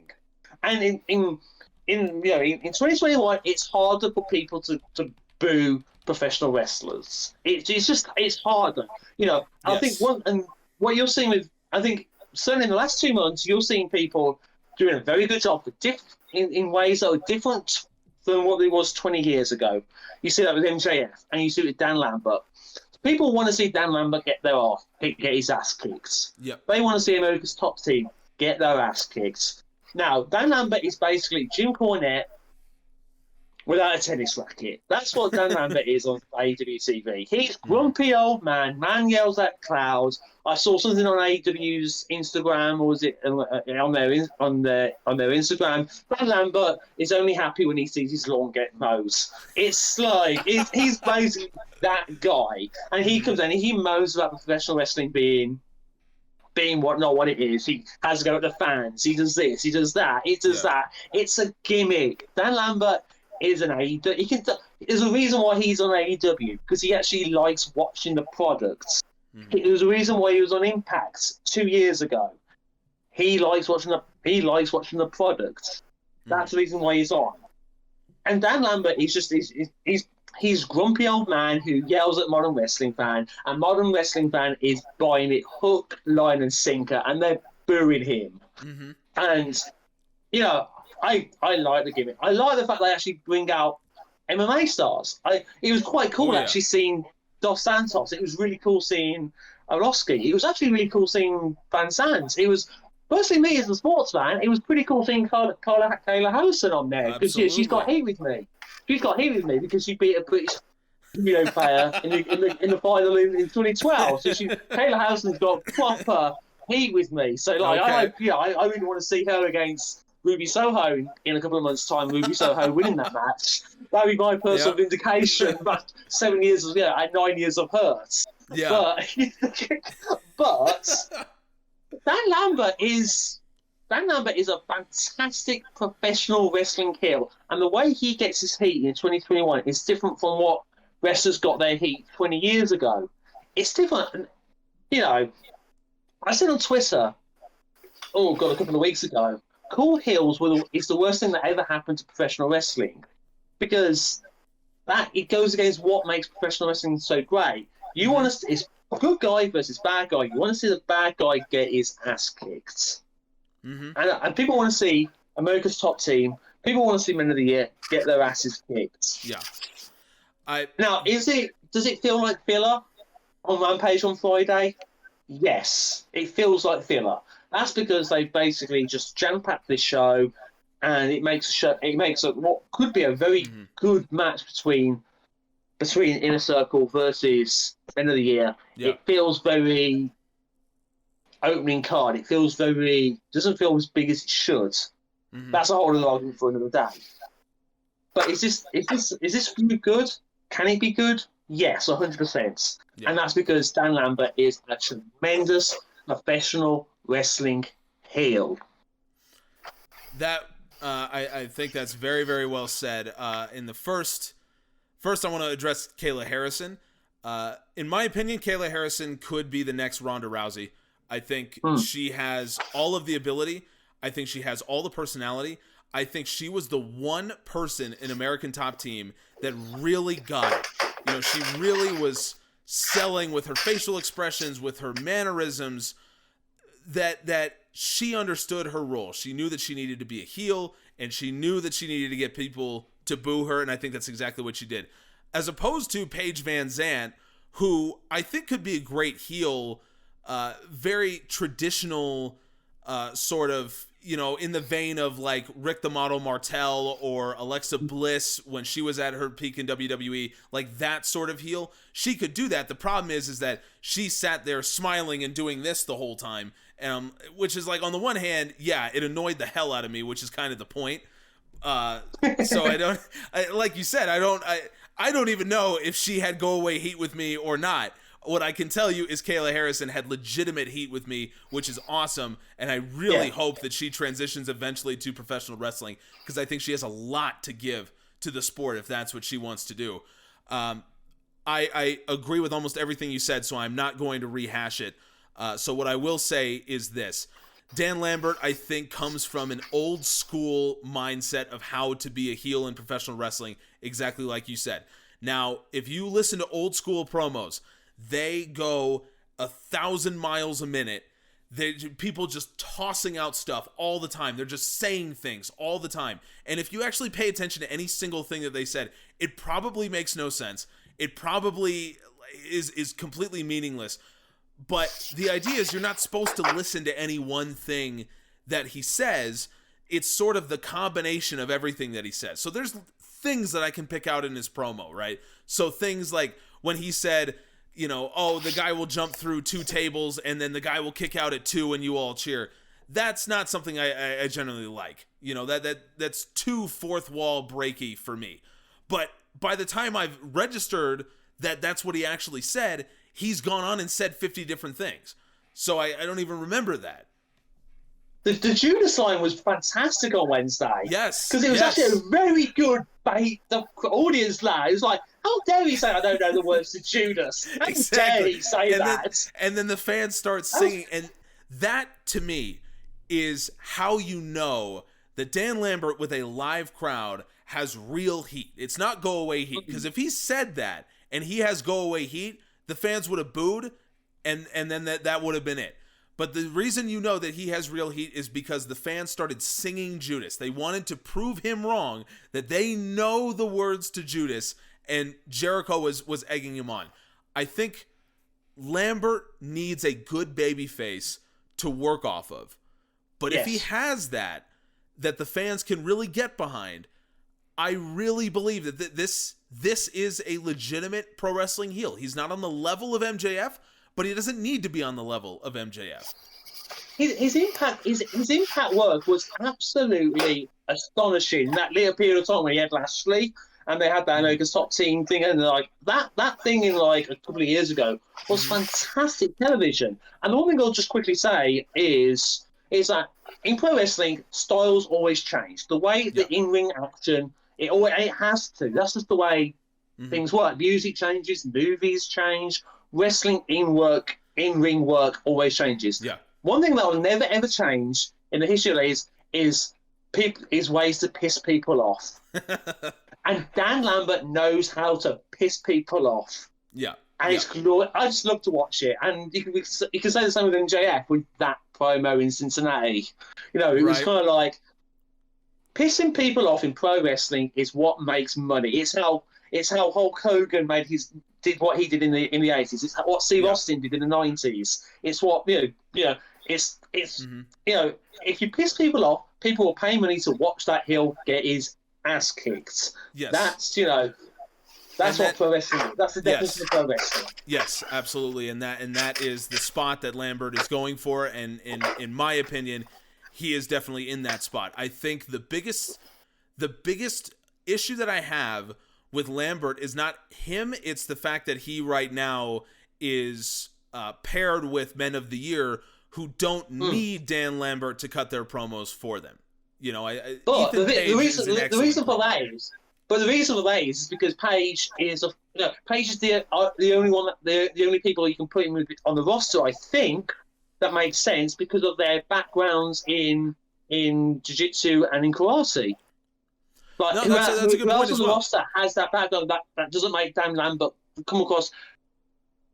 Wrestling heels are supposed to be hypocrites, but if Dan Lambert put himself with with somebody on the roster who didn't have an MMA background there should be a grain of truth there. All right, there should be a grain of truth in what a pro wrestling heel says. Yeah. Yes. Yeah, I agree. So if he did match himself up with someone who doesn't have that kind of background, it would detract from a lot of what his character is supposed to bring to the table. Can I just put a wild card in here? Yes. Does Hager turn heel? Does Hager turn heel? Oh, does Hager turn heel? I mean, I guess you could see it. It would make sense given his MMA background, I suppose. At the same time that Wardlow might be turning babyface. Yeah. You know what? That's actually a really good shout. I could definitely see that, especially if the Inner Circle is kind of not really going to be a group anymore, which it doesn't really seem like they're going to be. Okay. I'm going to be honest. I did not expect that I would find someone else on this podcast that would agree with me on Dan Lambert. So we have kept Anthony just fuming about the heat that he has with Dan Lambert. We've kept it long enough. So, Anthony, I will give you the final word. I will not rebut your arguments here. I want you to earnestly convince me that I should not like what Dan Lambert is doing right now on AEW. Please, if you would. First of all, you know how I said that you can invite Pete back? I retract that. first order of business. But now that that's out of the way, so who's a heel now on this show? Pete. So anyway, Australians are heels. They've always have been. Anyway, you got to remember the British put their criminals here, so you know what's more heelish than being a criminal's descendant. Well, yeah, like just like sandpaper, cricket balls. That's what I'm going to say on that. You know, that was great heel work 3 years ago. That was great heel work with the cricket balls and the sandpaper. That's an entire American audience that just went right over their heads there. Anyway, all right. So there's a number of people who, as soon as Dan Lambert comes onto screen, mute the show immediately. No ifs, buts, or maybes. And that to me is what I call what Baron Corbin used to have: go away heat. There is a very big difference between heat and go away heat. MJF gets heat. People want to see him lose, and that. The heat that he gets, that Lambert gets, is they don't want to see him get punched. They don't want to see him. It's a very different heat. I can see why some people enjoy it, but quite frankly, I don't wrestling at its core is meant to be an escapism. It's meant to be a place where you watch and you escape from the world, you watch and enjoy and get entertainment from. I don't particularly want to see someone who is belittling something that I like, or even me personally as a fan of the show. Making fun of, mental health, weight, and all that sort of stuff. Stuff that a lot of people struggle with. I don't really want to see that. Yes, this week's promo was a lot better because it was targeted at the stuff, but there's a reason why a lot of fans don't. A lot of fans like it because it's bringing in those fans that are fans of Cornette. They enjoy this stuff, and there is a fan base there. People who you have to encourage to come and watch because they made up their mind very early that AEW wasn't for. However, is belittling your hardcore fan base really worth it? Now, this week, obviously, we've got Jericho and Hager versus Men of the Year. Now, obviously, Men of the Year do not need a mouthpiece. Ethan Page does not need someone to talk for him at all. I get what you were saying in regards to that, that should be teamed up with someone. And I was actually going to make the same thing, that Hager should be with him because Hager does need a mouthpiece, occasional talk, but a mouthpiece. And Hager would be an absolutely perfect fit for this. Men of the Year are not. If Inner Circle win, is he gonna have an excuse? I think that it should have been one of the flippy teams that turned up the fight and beat them, because that would have, been more of a, okay, this is, you're saying that, the little people, can't wrestle, they don't look like the wrestlers, they flip around. Well, now you're getting a MMA fighter, and Jericho, who's definitely not a little person, wrestling against, the team there. Now, the other issue I have is the top team people. Now, I don't know anything about UFC, okay? So I can only go by what I've heard. But apparently a lot of these people that he's dragging along don't have particularly the best records, especially recently in UFC. So I think that mostly refers to Van Zant and a couple of those guys when they got older, but certainly Dos Santos and Arlovsky were top heavyweights when they were fighting, and Kayla Harrison is not now, but Kayla Harrison right now might be the best female mixed martial artist in the world. Like I said, I don't know. Yeah, I don't know anything about UFC, so I'm not here to say that. But what I am here to say is that this I thought at the start was going to be the American Top Team invasion of AEW, okay? And they were the ones who were going to be doing the fighting. And it was going to bring something different in, and a different audience into it. And they could have had their own little thing and feud with the wrestlers, That would have been interesting.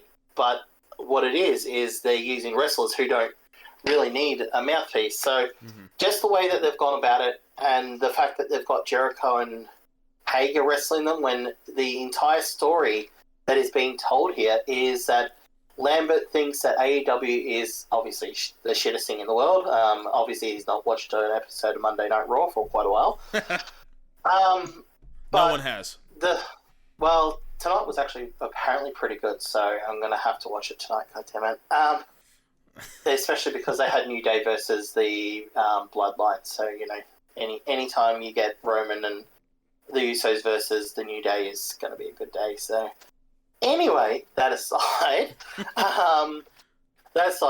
the whole idea of this, I thought, was that they were having this UFC invasion, this UFC team invasion to prove, and then have some of the younger guys come up and face them. Some of the people that they're saying shouldn't be wrestlers, some skinny guys like, a Jungle Boy, Dante Martin, look, that kind of look, and them the ones to prevail. Because that's the story. The story is, okay, you guys are full of people who are, too skinny to do this. You're not believable as wrestlers. That's kind of what his promos have been all about. And not only about the part about the, people cheering too much and whatever, spending too much money at AEW. Yeah, that's such a huge thing.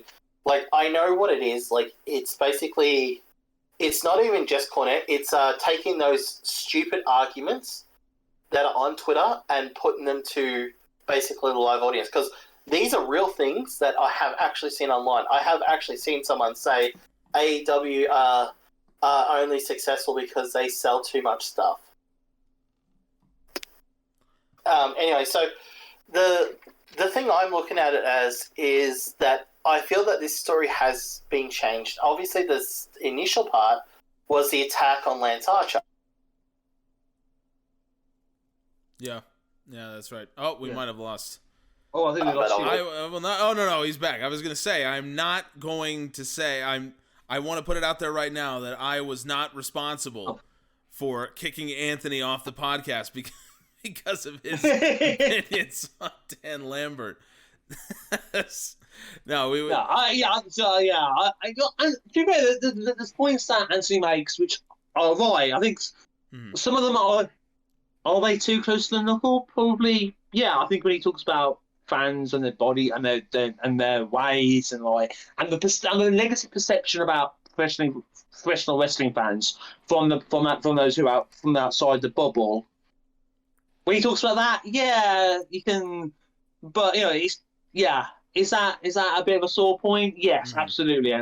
And would you rather not hear that? Yes, we would rather not hear those comments. But it's for me, I'm very. I think I like you, Griff. I'm very old school in the way I can consume heel wrestling and the way that I want to hear heel speak and. Yeah, I think you're absolutely right. I tend to be very forgiving with bad guys, whether it's in wrestling or in movies or books or whatever. I tend to be very forgiving with them because I always like to remember that the idea is that I'm supposed to dislike them. So for me, what they say, what they do, I'm very lenient with how much it offends me because I know that that's the point. And I think that just goes down to individual preference about how much are you willing to take exception to something a bad guy says. How much is acceptable in that form of escapism that we all call professional wrestling, right? And I think for Anthony, just to allow you, I did not kick you off the podcast for disagreeing with us about Dan Lambert. So I'm glad that you're back. So I'll let you with that. I will let you wrap up with your final thoughts here on Mr. Lambert and American Top Team. So first of all, Griff definitely did kick me off. 100% his fault. I didn't. You said it earlier. No. You said the computer thing earlier. So we know what happened. You didn't have to say that. You would have had a better chance. Anyway, I guess just running on to the point there, I heard a little bit of it. That is right. That it is dependent on what you like as a wrestling fan. And me personally, I don't like it. And again, opinions are very personal. Everyone's going to have a different opinion because it affects them personally. So I'd rather look at it of something that does this story, and again, this comes down to my favorite line, does this story make sense? What are the arguments that are currently being had by team, whatever they're called, Dan Lambert, and what have they brought up against them? Why is Jericho, answering this call? Does that make sense for Jericho to be the one answering the call, especially when, some of the times on commentary he's pretty heelish with some of the stuff he says. So I just don't feel, again, that this is the original story that they started off with.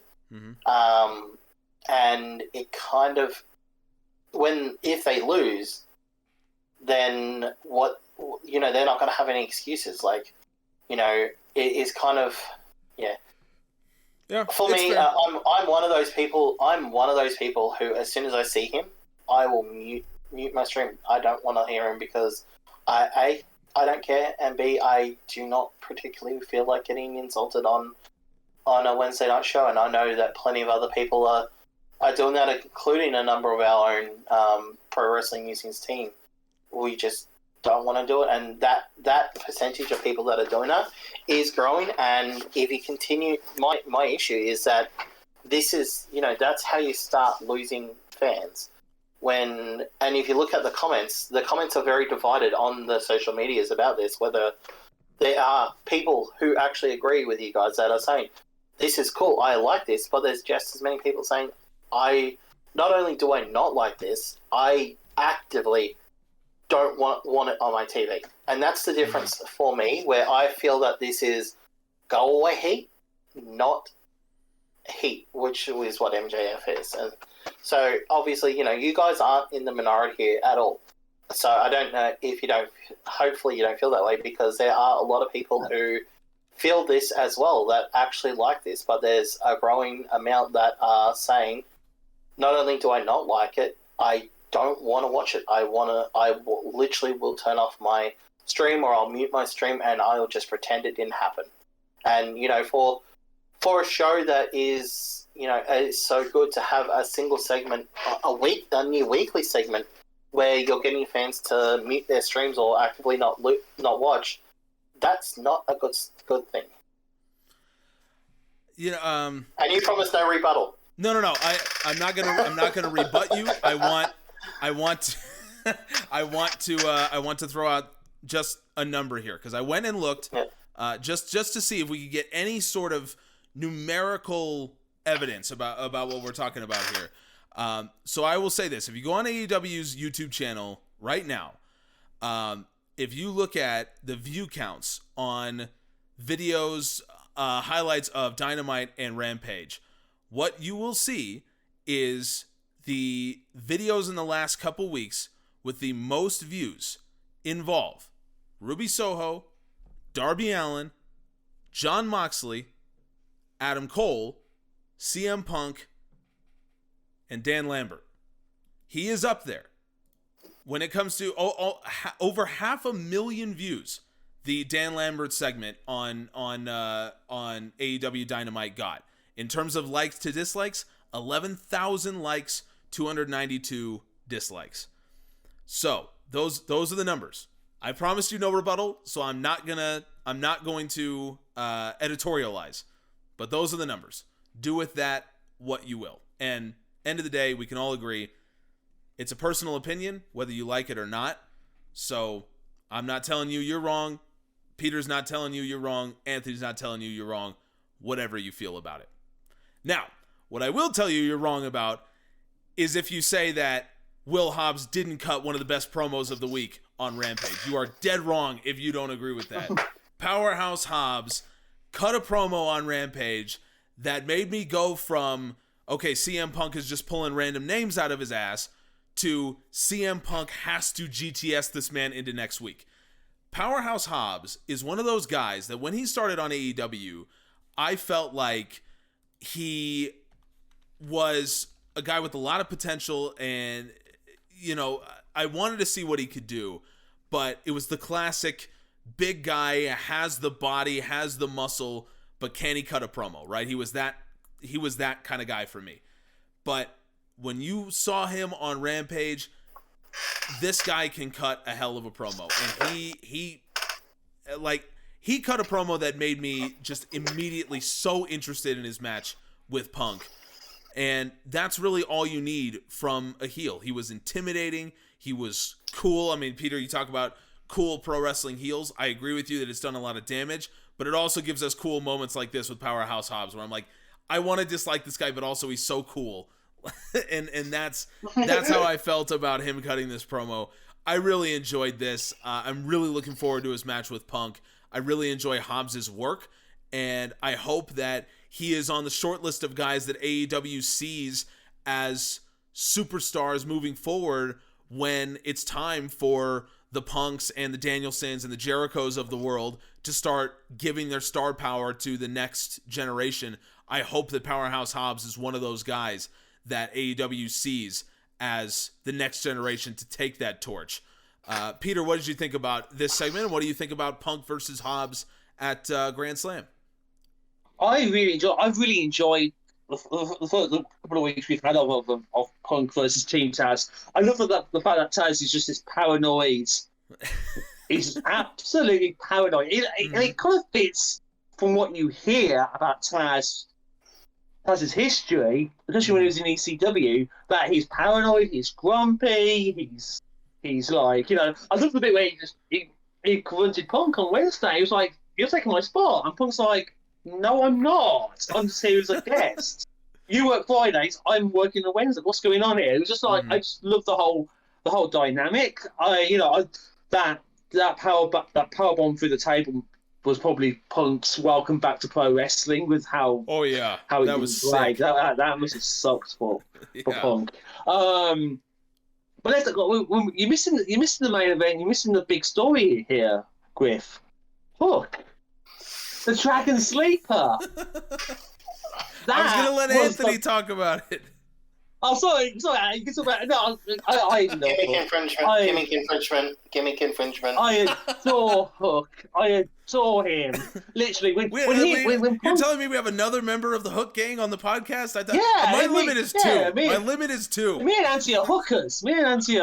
Come on, it's like we're big Hook fans. It's like when Punk and Hook had their little face-to-face, I had Limp Bizkit My Way in my head when that happened. It was like, "You think you're special?"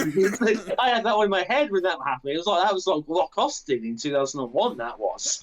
It was just like that's I cannot wait for that match when that happens. But as this is when it comes to Grand Slam, this is the biggest match of Hobbs' life. It really is. It's like, it's going to be, he's number 2 in the rankings. We expect Punk to win this match, but Hobbs is going to look so good. Punk's going to make him look good. I think it's great. Obviously Punk. There's been a lot of talk about Hobbs from a lot of people. Apparently Butch Reed, in the weeks before his death, reached out to AEW and Tony Khan to say, "This guy's the future." And this Wednesday night we're going to see Hobbs. This is his big time moment. If he can get a great match out of Punk, if he can show what people believe he's capable of, the sky's the limit for him. He's got the look. He's got the talking skills, as you mentioned from his Rampage promo. He's got he can dial it back. He can bring it to the forefront. Yep. With the roster we've got, he's got these incredible facial expressions. He's got it. He really has it, and Grand Slam is going to be his coming out party when it comes to what happens. And then obviously we're going to get the dream match post Grand Slam. The match we've all been waiting for. That's right. We're going to get Hook. It. That's right. Send Anthony, Hook. 2 words. Send Hook. Hello. Sorry. I'm actually doing some stuff. All right. He's writing "Send Hook" over and over and over again in a journal. You can't really see it, but so just before I do my whole "Send Hook" because it's easy. Gun Club betrays Paul White, 730,000 views, which means that they are more over than Lambert. You balls in your court, Griff. I cannot believe that I just said "Send Hook" and you're talking about. You are in my ballpark here. YouTube views and statistics and analytics is my ballpark. You open the door for this. It's your fault, right. Okay? You're right, but all I wanted to do was give you a number. Yeah, and I'm giving you a number. 730,000 people watched Gun Club betray Paul White. Okay, you're right. So but therefore, you also predicted that Gun Club would be the new tag team champions. So exactly, if that's the level we're talking about, then where does that put Dan Lambert then? Does that make Dan Lambert the next TNT champion? Not really. Looking at the numbers, actually, it was quite a high week with a lot of 930,000 view clips on that week. So particularly, it's actually still quite low. it's actually quite low compared to some of the other numbers. So even though you thought that saying that number was quite high, on that particular week, it's actually quite low, especially when you look at Cole with 724, the 935, and then another 549. Then there's the 931 for Bryan Danielson and Kenny. So, okay, just yeah, but saying. Again, we're talking about superstars here. I didn't say Dan Lambert was a superstar. I just said he didn't. If he had go-away heat, then you'd expect a much lower number, is what I'm saying. Not really, especially if people are interested. People hate watch things all the time. That's why Raw keeps getting high views. No, I don't know. Can we talk about Hook now? I literally said send Hook, now. And you're talking about Dan Lambert for 5 minutes. I can't believe the restraint you're showing. I know. That's heel heat, by the way. That's heel heat. If you're ignoring Hook for Dan Lambert, that's proper heel heat. That is real heel heat. You're absolutely right. So yeah, look. Sorry, Anthony. Sorry. No, that's okay.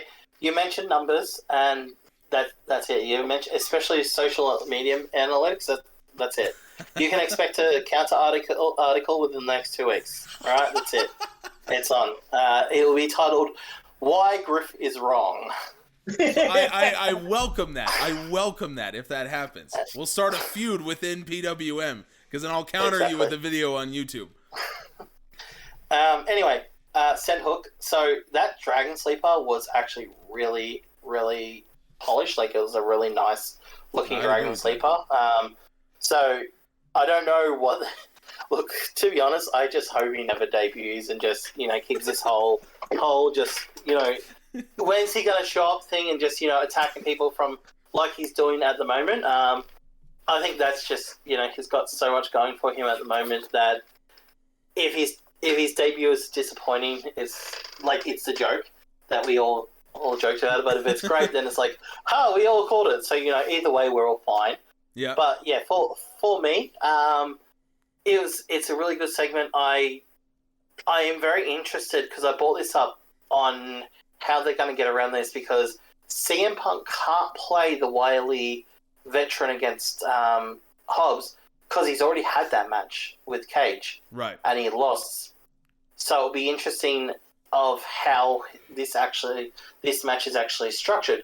Is this going to be structured of okay, cool, I'm a veteran, I know my shit because Hobbs has had that match and I don't want to see him have that match again, especially when you think, okay, he's lost that match, he's probably gone and, watched it over and, made sure that he's not going to make that mistake. And Hobbs just got a big win over Cage, so, and he's currently very highly ranked. I think he was number 2 behind Cassidy, if my mouse decides to work. Yes, I believe he is. Yeah, number 2, yeah. So, it's going to be very interesting to see what happens and how this match is structured. And yeah, big future for Hobbs. Obviously, he worked very hard. He started off on Dark and Elevation, got the offer of the contract after he got into the Battle Royal and, protected what was his name? The high flyer who botched the Matt Sydal. Yeah, when he botched that, he was the one who protected him and, came and checked in on him and everything like that. And, he's well liked backstage. So, I think he's got a very big future. There has been a little bit of discussion about is Hobbs potentially the first person to go over to WWE because he has the body and the look that Vince likes. And, if he wants, I don't know what his deal currently is, but if he wants a big deal, he's showing the skill and the ability to do what he needs to, and he's still learning. So, is he maybe going to be that first person to transition over? We don't know, because obviously, we don't know what's in his head. But it's a very interesting thought because he does scream what WWE, especially with the NXT restructure and what they're looking for, he does scream that ideal of big beefy dude. And I watched him and Big E have a bit of a conversation where he's like, oh yeah, congratulations champ, and Big E responded just going, you've got it too, man. And he goes, thanks, both, showing that they, appreciate each other's work. So, yeah, it'll be very interesting to see if he is one of those people that, because you can expect that potentially someone from AEW will go to WWE. And, I think he is a very likely person because he does fit what they're liking. But, in terms of his future, massive future in front of him. He has star written all over him. Mm-hmm. And, I just... going to be the fact that he's getting CM Punk's first televised match, just shows Punk knows what the fuck he's doing. I censored myself there. I was going to say another word. No, we can't have that. So he definitely knows. No, definitely not. I'll speak the old Queen's English, as they say. Right. So look, obviously CM Punk knows what he's doing, and this just shows. Yep. I think you're right. I think Punk has said that there's specific guys that he'd like to have matches with, and Hobbs was one of them that he has mentioned. We talked about it last week as well. He didn't mention Hook because he's scared of him. Obviously. That's right. He's obviously scared of Hook. So send Hook. I think is send Hook. Really, that's the idea that we're trying to get at here. Well, here's what I'd like to do. I'd like to send Hook to do some quick hits because that's exactly what we're about to do. It's not the best transition I've ever made, but the point is send Hook anyway. So, you know the deal. Quick hits. We'll get into it very quickly. We'll break down some of the matches and segments that we saw on Dynamite and Rampage, and we will begin with Jade Cargill versus Layla Hirsch on AEW Dynamite. This was a very interesting match. Anthony, you talked earlier, alluded to this one about, where could Britt Baker potentially go if she is to beat Ruby Soho at Grand Slam. And this match maybe give you a little indication of what might be in the future for Dr. Britt. Yeah, it did actually, because I was expecting something a little bit different. So, first of all, the match had a lot of the Layla versus Camille match from the NWA Power. Which, by the way, was a fantastic match. This match wasn't as good as that, because that match was just great.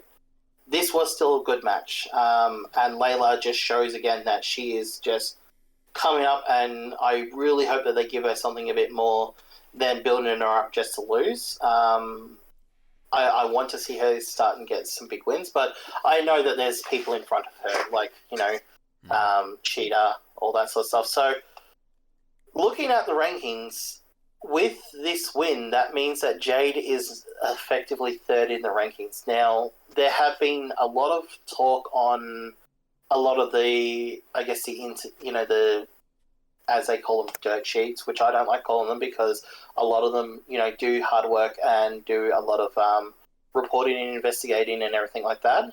Mm-hmm. So I actually, don't call, like, some are, but some aren't. A lot of them have been speculating and saying that apparently it's AEW's goal to have the Thunder Rosa Baker early next year.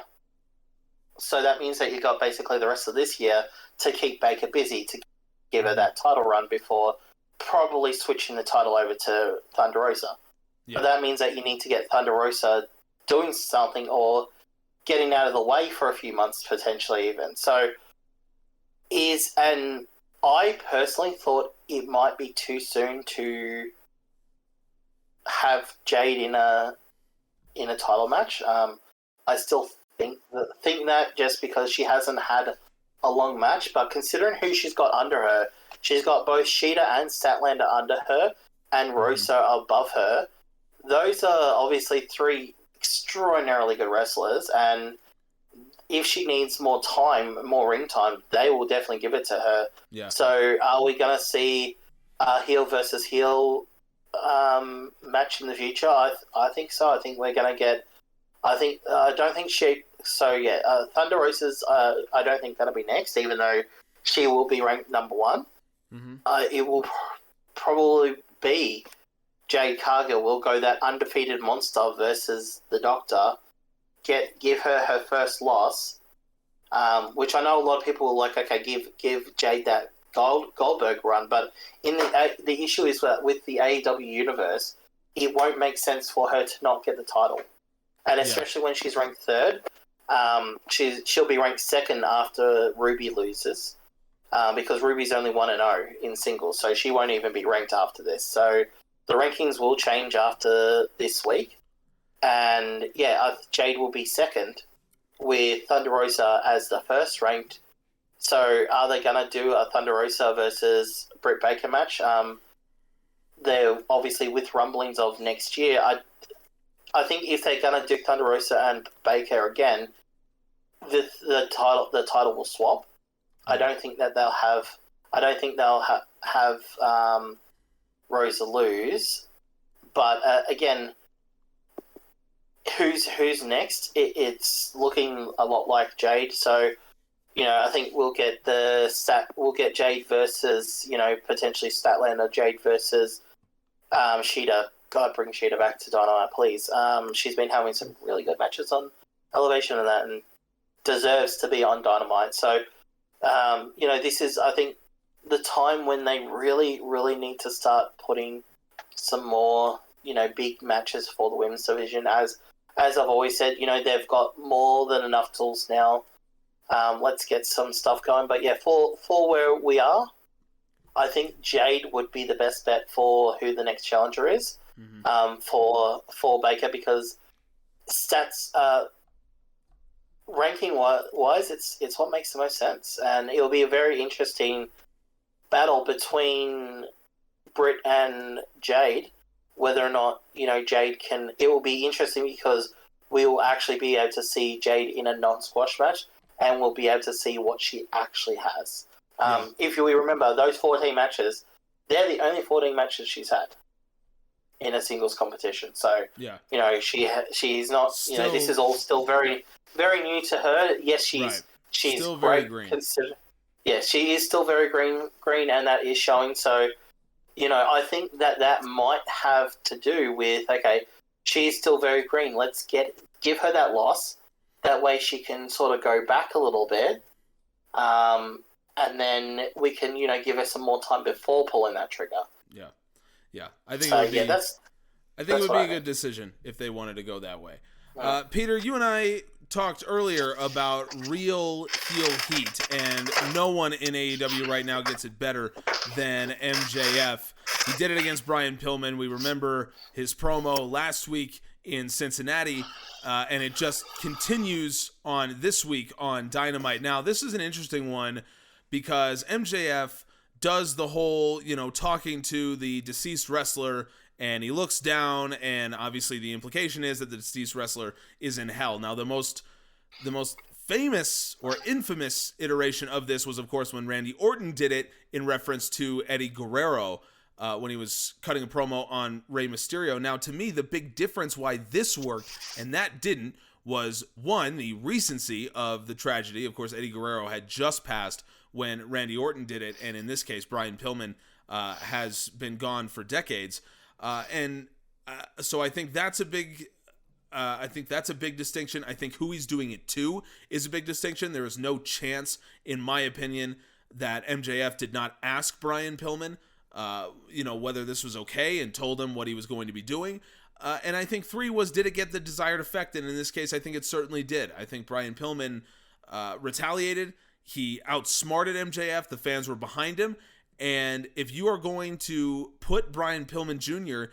into this type of situation where he's going to have a big-time singles match at AEW's, there's an argument that this is AEW's biggest event ever. I mean, this is certainly their most well sold event ever. They're going to have the most fans at Grand Slam that they've ever had. So if you're going to put Brian Pillman in a big-time match, this is how you do it. So to me, this was a good example of how a heel can really generate some serious heat. You're going to have some fans. You're going to have 16,000 fans behind Brian Pillman Jr. at Grand Slam, and I can't wait to hear the reaction. Peter, what were your thoughts on this one? I think also one other person I would love that whole speaking down to the legend who's deceased would have been Brian Pillman Sr. He would have loved That's that. right. Considering, like, his loose cannon run in 95, 96. Mm-hmm. That is, that's something that Brian Pillman Sr. would have probably done in 1996 to try and get people to hate him back then. Yep. When it comes to the actual match at Grand Slam, MJF has to win, obviously. He needs his heat back from losing to Jericho All Out. It's just, in traditional wrestling booking, in the textbook, the playbook of wrestling booking, the heel shouldn't win, but the heel has to win within on that Grand Slam in this feud, because MJF is going to go up needs his heat back. He needs he needs his future views back, and you can't imagine MJF and Punk is going to happen sometime down the line. It just makes sense right now. When it comes to Pillman Jr., he's going to look good because he is a tremendous professional wrestler. And what is important with Pillman Jr., if he loses, and we expect him to lose, is what happens afterwards. Right. And I think, with the announcement of the Owen Hart's Foundation and the future Owen Hart competition, the tournament, the Owen Hart Cup, I think it's going to be called. I think Brian Pillman Jr. is the perfect person to win the inaugural Owen Hart Cup with the links to with the links to the Hart Foundation and the links, with Owen Hart and Brian Pillman Jr. in the past. Brian Pillman Sr., I should say. Mm-hmm. Pillman Jr. is the perfect person to win that match, and dare I say, maybe beats MJF in the final of the first ever Owen Hart's Cup. So I think the most important thing is going forward is going to be what happens post Grand Slam with Brian Pillman Jr. Yeah. Does he? I was going to say, does he get stuck with the Varsity Blondes? It's a harsh thing to say because it's a good tag team, but Pillman Jr. is the Shawn Michaels, and Chris Gerson is the Marty Jannetty of that team, dare I say it. And I think maybe Brian Pillman Jr. is going to be a star going forward, and it's just really how he gets booked post Grand Slam is what is the most important thing when it comes to the MJF situation, I think, coming up on Wednesday. Yeah, I agree. Generally, it's easier for babyfaces to overcome losses in big matches as long as you treat them correctly once it's done, and I absolutely agree with you. The links between the Pillman family, the Hart family, and everything that we've seen, it would be a very emotional win if Brian Pillman Jr. were to win that first tournament. Jon Moxley and Eddie Kingston took on 2.0 in the main event of AEW Dynamite, but then, of course, the real story was the epic brawl afterwards between Mox Kingston and Lance Archer and, of course, Suzuki, part of Suzuki-Gun. Now, this is, we know, going to turn into a tag match at Grand Slam. It will be a lights-out match, so presumably the main event of Rampage Grand Slam on Friday. The reason why it's here in Quick Hits is because I think there's no doubt about what this match is going to be. It's going to be exceptionally violent, and it's going to be a lot. It's going to be four big men just beating the absolute hell out of each other. That's kind of why we watch pro wrestling at the end of the day. So, Anthony, your thoughts on Mox and King versus 2.0 and our lights out main event at Rampage Grand Slam? How easy have 2.0 coming into AEW? Like, how they fit it like a glove. Like, just such a seamless entrance, and the work that they're doing is just so good. Also, I've got to correct myself. That's that's 2.0, the current and reigning and defending BTE champions, by the way. Yeah. They have now won it and defended it. So, look, they seem to be having the time of their life, and they're doing a great job for what they need to do, which, what else can you ask for, really? Right. In terms of the match that we've got, obviously, I'm very excited because I'm very interested in all of them now. Last week, obviously, I went into the controversy and the conspiracy behind the Suzuki incident. I don't need to go into that this week because you can just go back to last week and listen to it where I explain it and explain why it goes up goes up what goes higher than anyone actually believes. This week we got the revenge. The revenge, which, if you noticed, Moxley's music got cut off early. So, Suzuki's incident has now merged into a Moxley incident. But obviously that one was a deliberate one by Suzuki. So I just love how they have turned this into a story as part of the story. It's so great. The only other thing I'll say about this is John Moxley very rarely posts anything to Twitter. And when he does, it's always really good. He posted a video, which is a Eddie Kingston promo about the Arthur Ashe match. And if you watch one thing tonight after this, obviously after you finish watching this, go watch that. Obviously. It is genuinely amazing. And it just reminds you why he is one of the best talkers in the world. And I just cannot wait to hear him in a mic battle with, people like CM Punk. I need to know you'll really see if CM Punk still has it on the mic. Like, we all think he does because he's been hitting it out of the park week after week, but he's been hitting it at a different level. Moxley currently is, Eddie Kingston is currently here. And it'll be very interesting to see if CM Punk, which I figure he can, because he seems like he's still got it, can get to that level as well. So, yeah, go watch that. It's really good. Over to you. The one thing I'll just say is that I think there's one guarantee when it comes to the Lights Out match: there will be blood. Oh, yeah. That's the guarantee.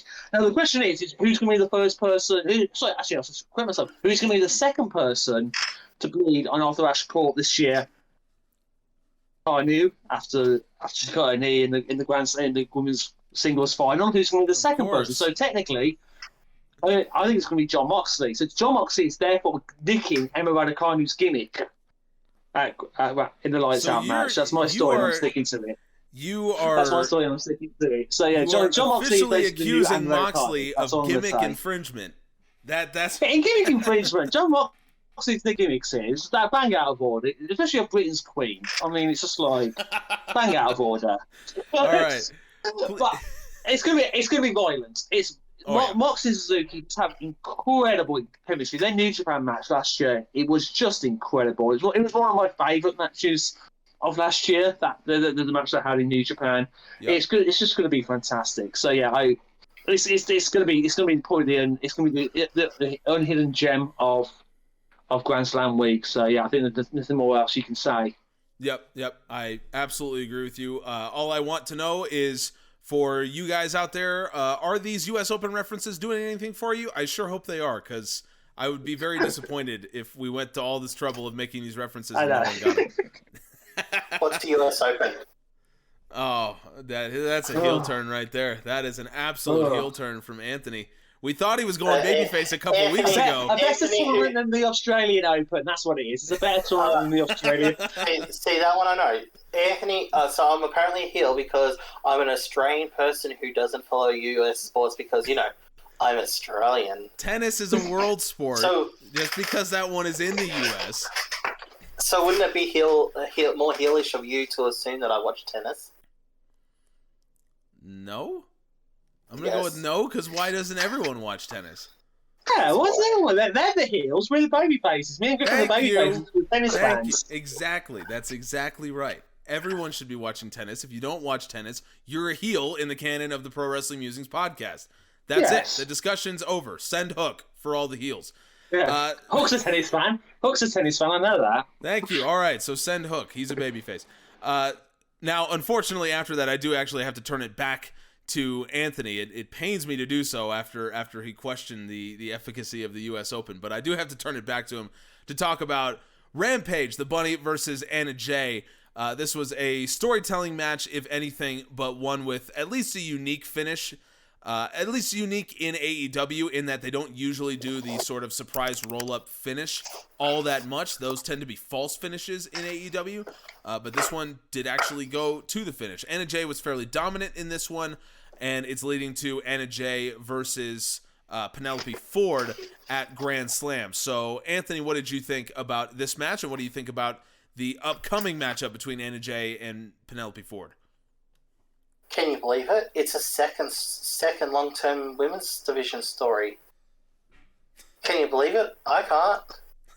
How far we have come. How far we have come. I'm all for this.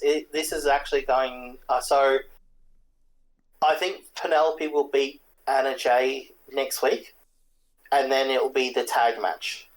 Because then they'll have a reason, because Bunny will have beaten Ty Conte. However, Jade will have beaten Bunny. Ty Conte beat Penelope. However, Penelope beats, Anna Jay. That way you've got 2 for 2. The only way to deal it is tag match, which both these teams, Anna Jay, obviously TJ are a long-established tag team. Bunny and Penelope have obviously made that alliance and are sticking to it, and have said that they're now pretty much a tag team themselves. I'm all for this. I'm all for the second thing. I'm all for them building up tag teams to have tag matches. Let's get a women's tag division in. Let's get something. This has been a good little story going up and even working into the Battle Royale and coming out even stronger after it. All for it. Obviously, the match was Anna Jay's coming back, so there was no way she was going to lose. And she just looks fantastic in the ring, so hasn't missed a step. Let's keep going and get this done. So, I think we'll see Anna Jay lose, and then I think we'll see the tag match, because that's what kind of makes sense. I like the fact that they called it a schoolgirl instead of the schoolboy roll-up. They did call it a schoolgirl, so they did get the correct wording on that one. Yeah, good job on Taz for getting that one. Yes. Absolutely. Yeah. It's just nice and simple. It's a second long-term story, something that we have been clamoring on about, and it's good to finally see more storytelling being told for that women's division, which is stacked. Yeah, I think the biggest story here is Anna Jay looking as good or better than she was before she got hurt, which is always great to see. And also her selling the arm is good to see as well. Anthony, you are our resident expert of Dark and Elevation. So, of course, you have been very familiar with the rise of Fuego del Sol across his AEW career. He got his Rampage main event match against Miro. His car was on the line. Miro, of course, won. There was going to be no doubt about that one. But I think what was interesting was we saw a continuation of the trope that these smaller guys are using to try to get Miro on the back foot. We saw Lee Johnson do it. We had a long conversation about that after it happened. And now we're seeing Fuego del Sol doing the same thing to Miro. Lots of strikes, most of them ineffective on their face, but at the end of the day, they do really affect the TNT champion. But then, of course, Miro does take over right at the end, and he becomes too much. Eventually, someone's going to get the better of him. It wasn't Fuego del Sol on this night, but what did you think about this match, Anthony? Sammy Guevara. You think that's the man for Miro? You think that's the guy? Yep, I do. Okay. He's currently okay. So he had the huge moment after the Stadium Stampede. He closed off that Double or Nothing, yeah. Right. After the Stadium Stampede, and he's kind of not done anything. Yet he's still held in that 4 young person pillar that we had. Of him, Darby, MJF, and Jungle Boy. All the other 3 have had big moments. He's only had that one, but he hasn't had something substantial where people have gone, you know what, this guy is definitely the one for the future. Mm-hmm. I think him, and obviously that whole match at the end, obviously we got Sammy standing with the title, and then him saying on his Twitter, I think, it's time for me to go after this. Miro has had a really good run. He has been very, very dominant.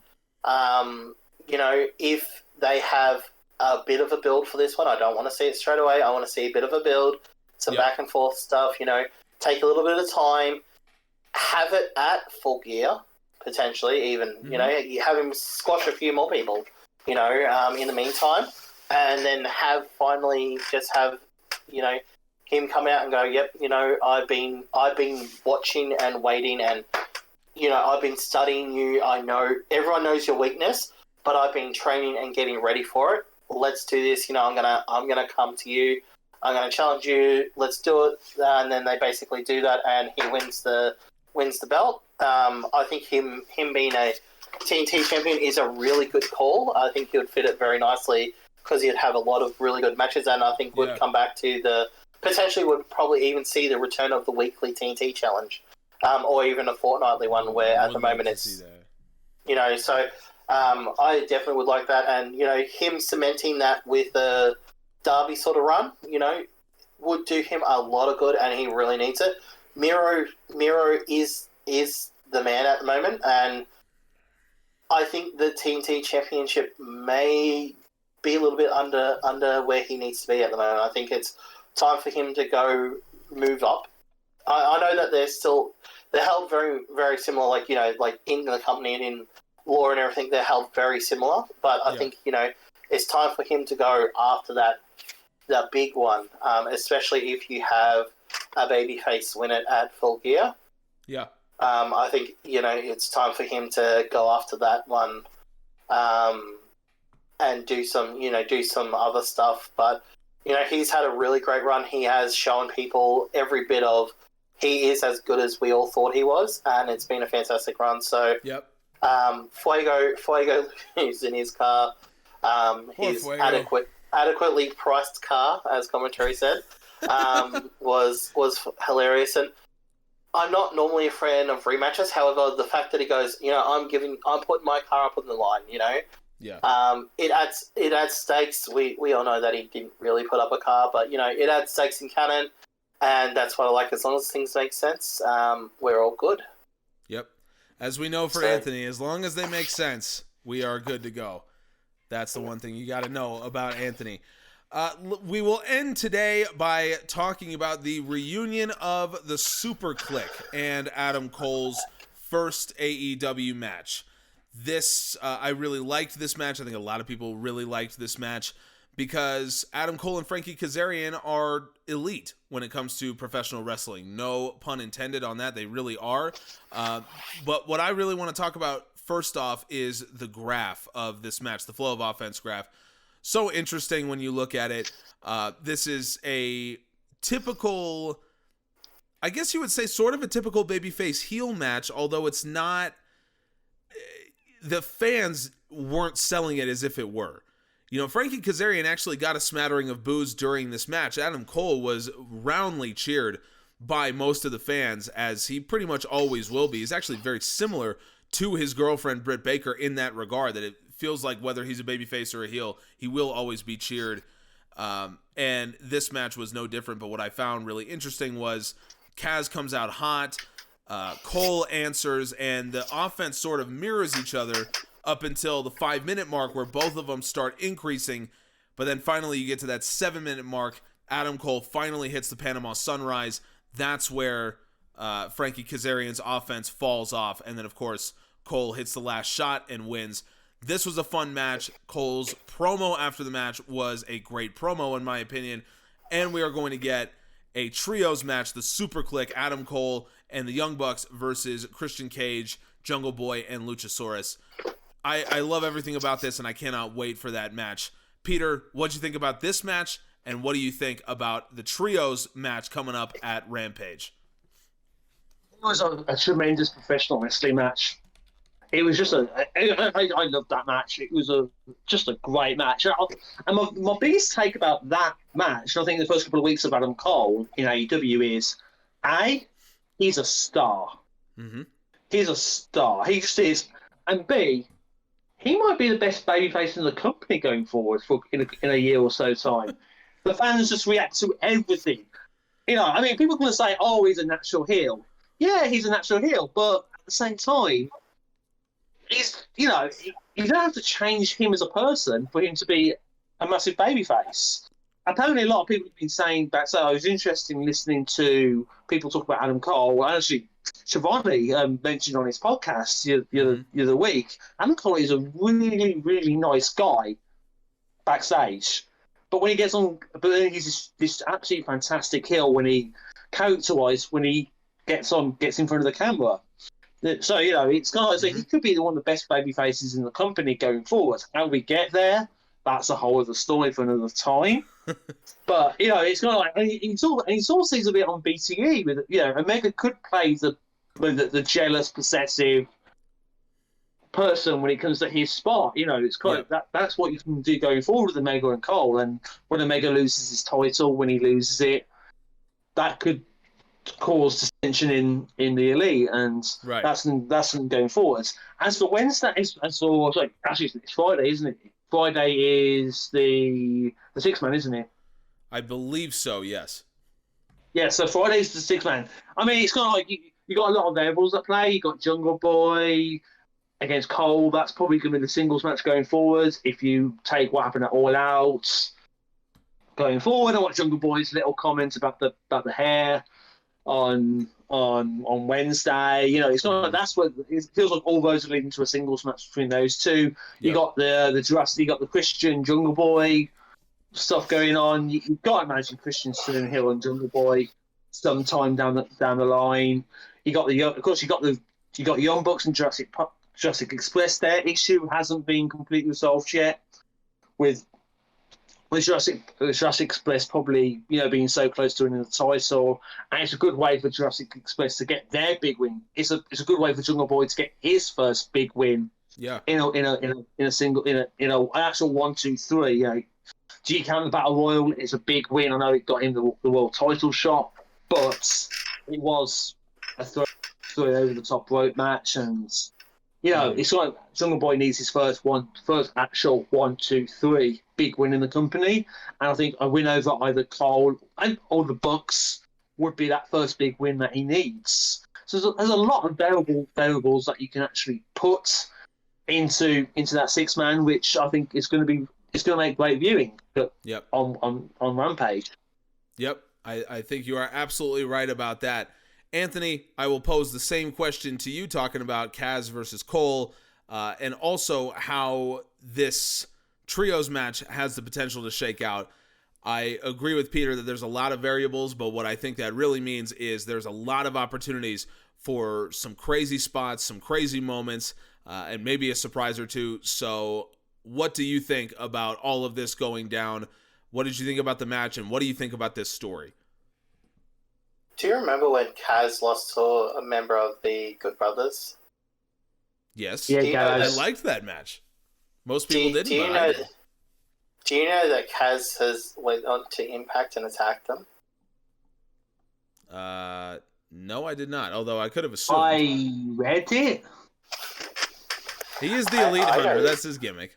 But the thing is, he's not doing a very good job. But like when he gets these opportunities, he's lost them. The only people that he's currently hunting, which was alluded to on BTE, is what's his name? Cutler. The only person he's really beating up at the moment is Cutler.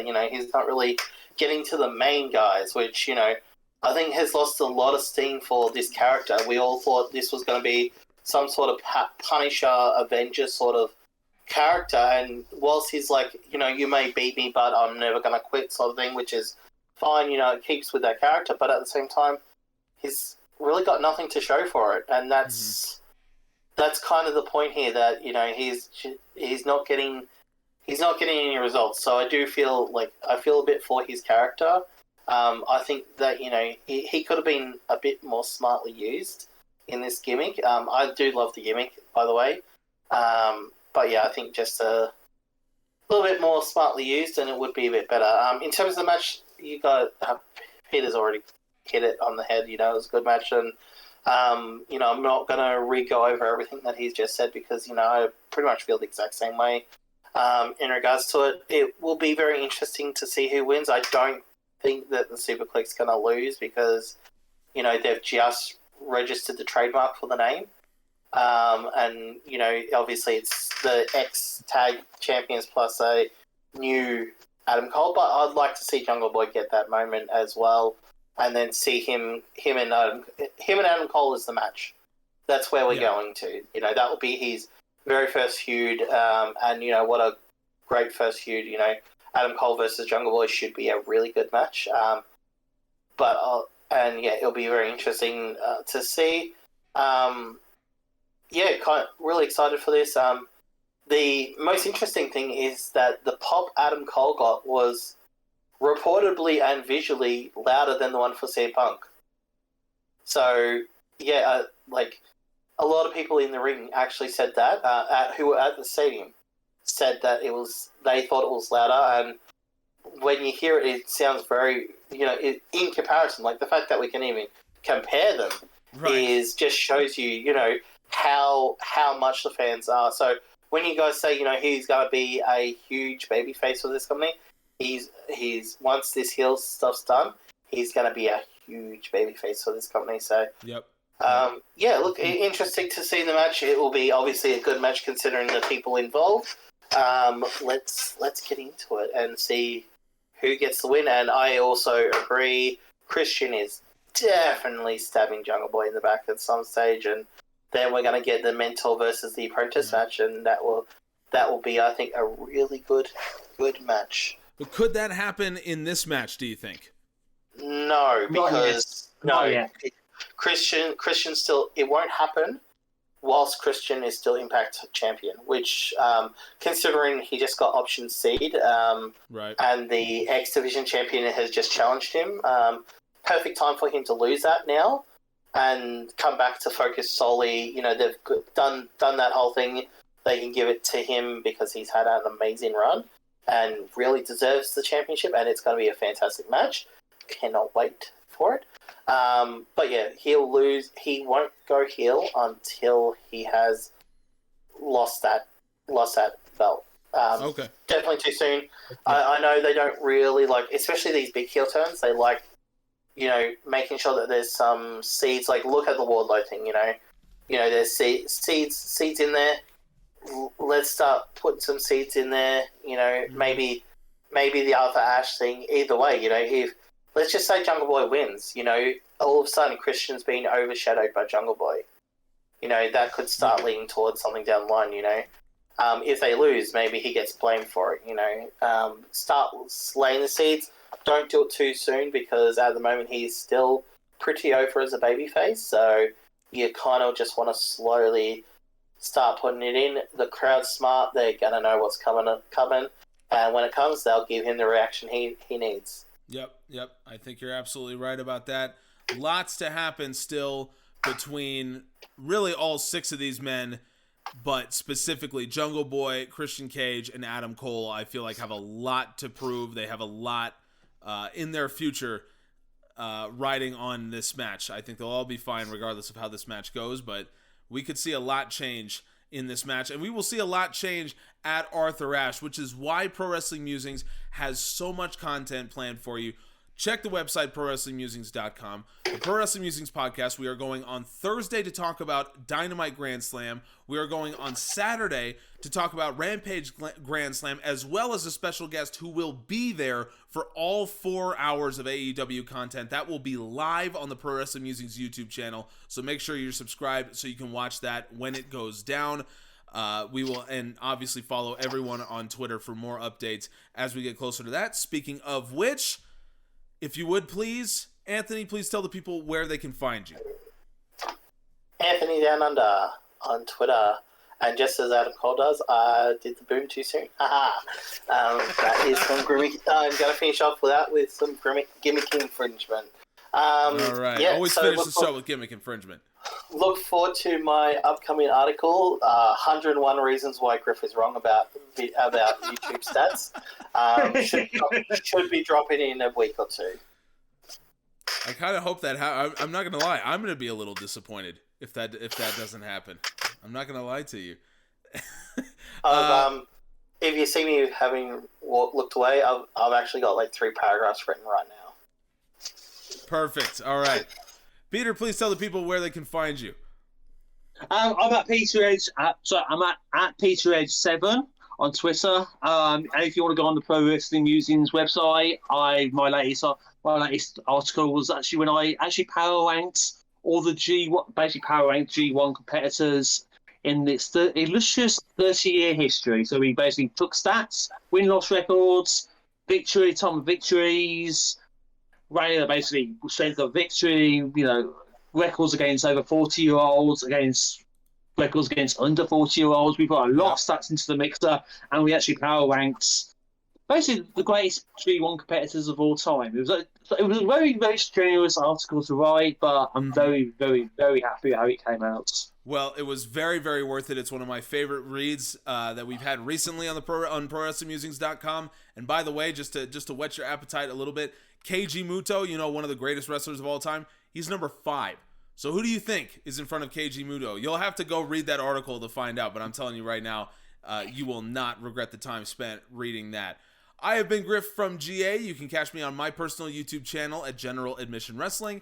And while you're there, go subscribe to the Pro Wrestling Musings YouTube channel if you're not already. All kinds of cool stuff happening, as well as that live podcast with one of the members of the crowd of AEW Grand Slam, both Wednesday and Friday. You will not want to miss that show. Until then, though, keep up with Pro Wrestling Musings on Twitter at PW Musings. We will have all the announcements there for you, all kinds of content leading up to one of AEW's biggest weeks since the company began. Thank you all so much. Enjoy the wrestling this week. We all will, and we'll see you next time. We appreciate you all.